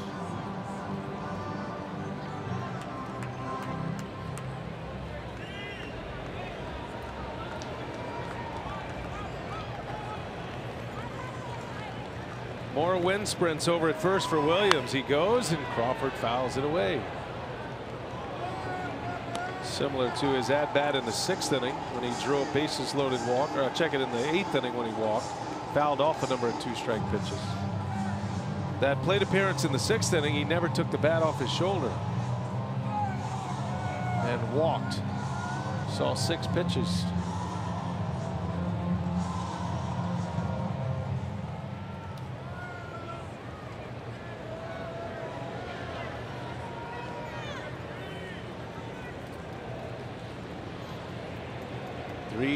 Again, misses. Ball 4. That's the goal, it seems like, for Crawford. The base on balls. 3 of them today.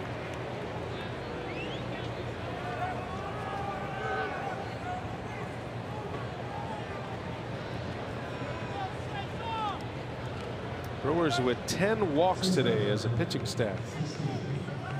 And you know the amazing statistic, given all that, only 1 of them have scored. 1. So that old saying, walks will kill you. Maybe not. Maybe it only hurts a little. Yeah. They catch up to you, though. Cesar Hernandez.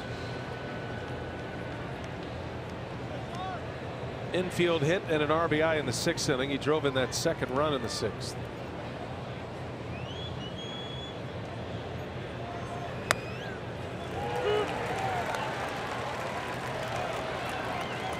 Quickly 0-2 on him.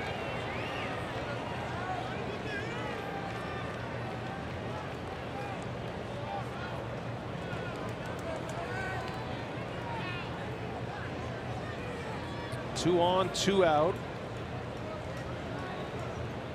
And the 0-2. 1 ball, 2 strikes.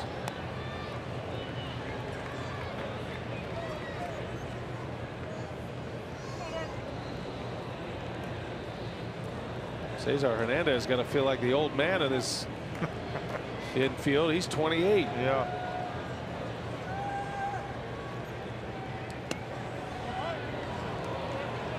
Not too long ago, he was the young upstart for the Phillies.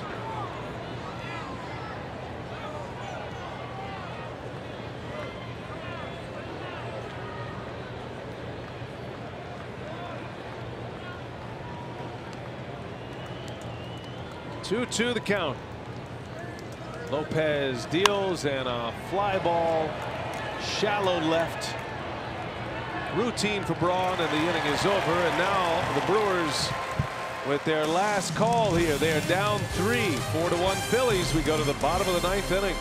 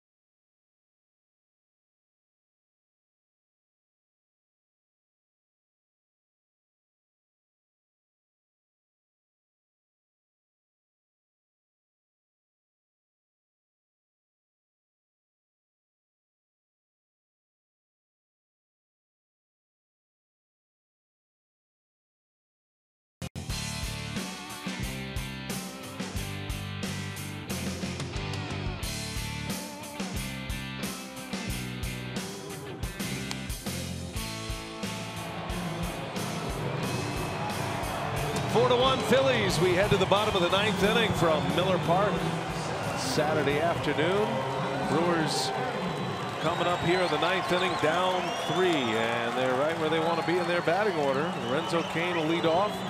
Hector Neris is on to pitch, his first save opportunity since May 21st. He has 9 saves this year. Yeah, 9 for 12. And again, there's been a number of different pitchers out in that bullpen that have been asked to close out games, including Dominguez, who just finished, got through the 8th. Who is exactly where they want to be in the batting order. Cain followed by Shaw, then Braun. If anybody gets on, a pinch hitter, you figure Aguilar would get an at-bat in that case. And a little ground ball out to second base. 1 away.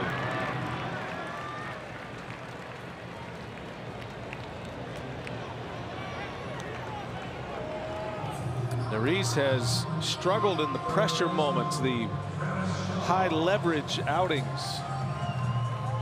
Has that split finger fastball to go along with a good regular fastball that he throws in the upper 90s. And Gabe Kapler showing a little bit of a leap of faith here, rolling him out there, 3-run lead to try to nail down the save.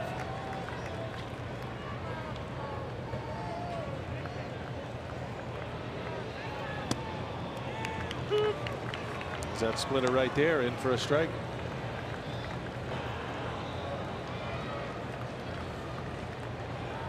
Kapler certainly has some closing options, though. Ground ball to first. Easy enough for Santana. 2 outs.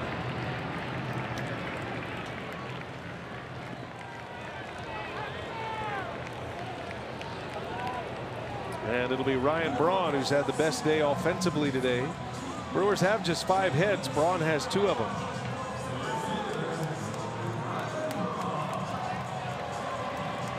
And his 200th career stolen base today.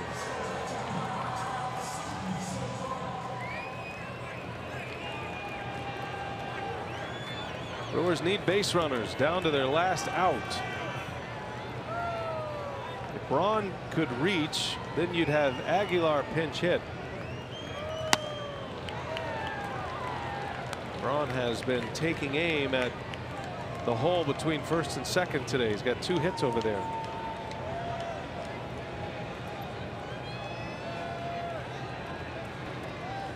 Don't forget Brewers Live postgame coming your way. Craig Kashawn, Bill Schroeder.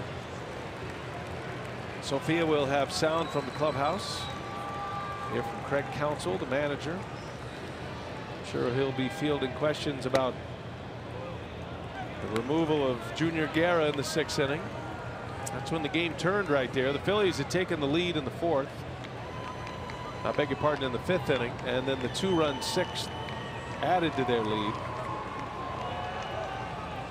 Yeah, Guerra struck out the first batter that he faced in that inning, then a walk.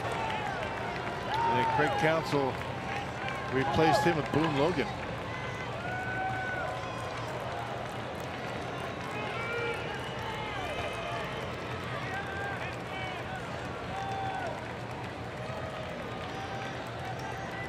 One, 2, the count on Braun. To right field, slicing. Williams is there, and the ball game is over. And the Phillies win. Zach Eflin wins again. He beats the Brewers. Gabe Kapler and the Phillies with their 2nd win of the year against Milwaukee. And now set up for the finale of the series tomorrow afternoon. Winner wins the series. 4-1 the final today. Craig Kashawn standing by. It's time for Brewers Live here on Fox Sports Wisconsin. All right, BA, thanks very much. Long game here today, but the Brewers fall. We'll take a look at it all here from Craig Counsell. Go over that 6th inning in which the Phillies broke open a 2-1 game and get you set for the finale coming up tomorrow. All next.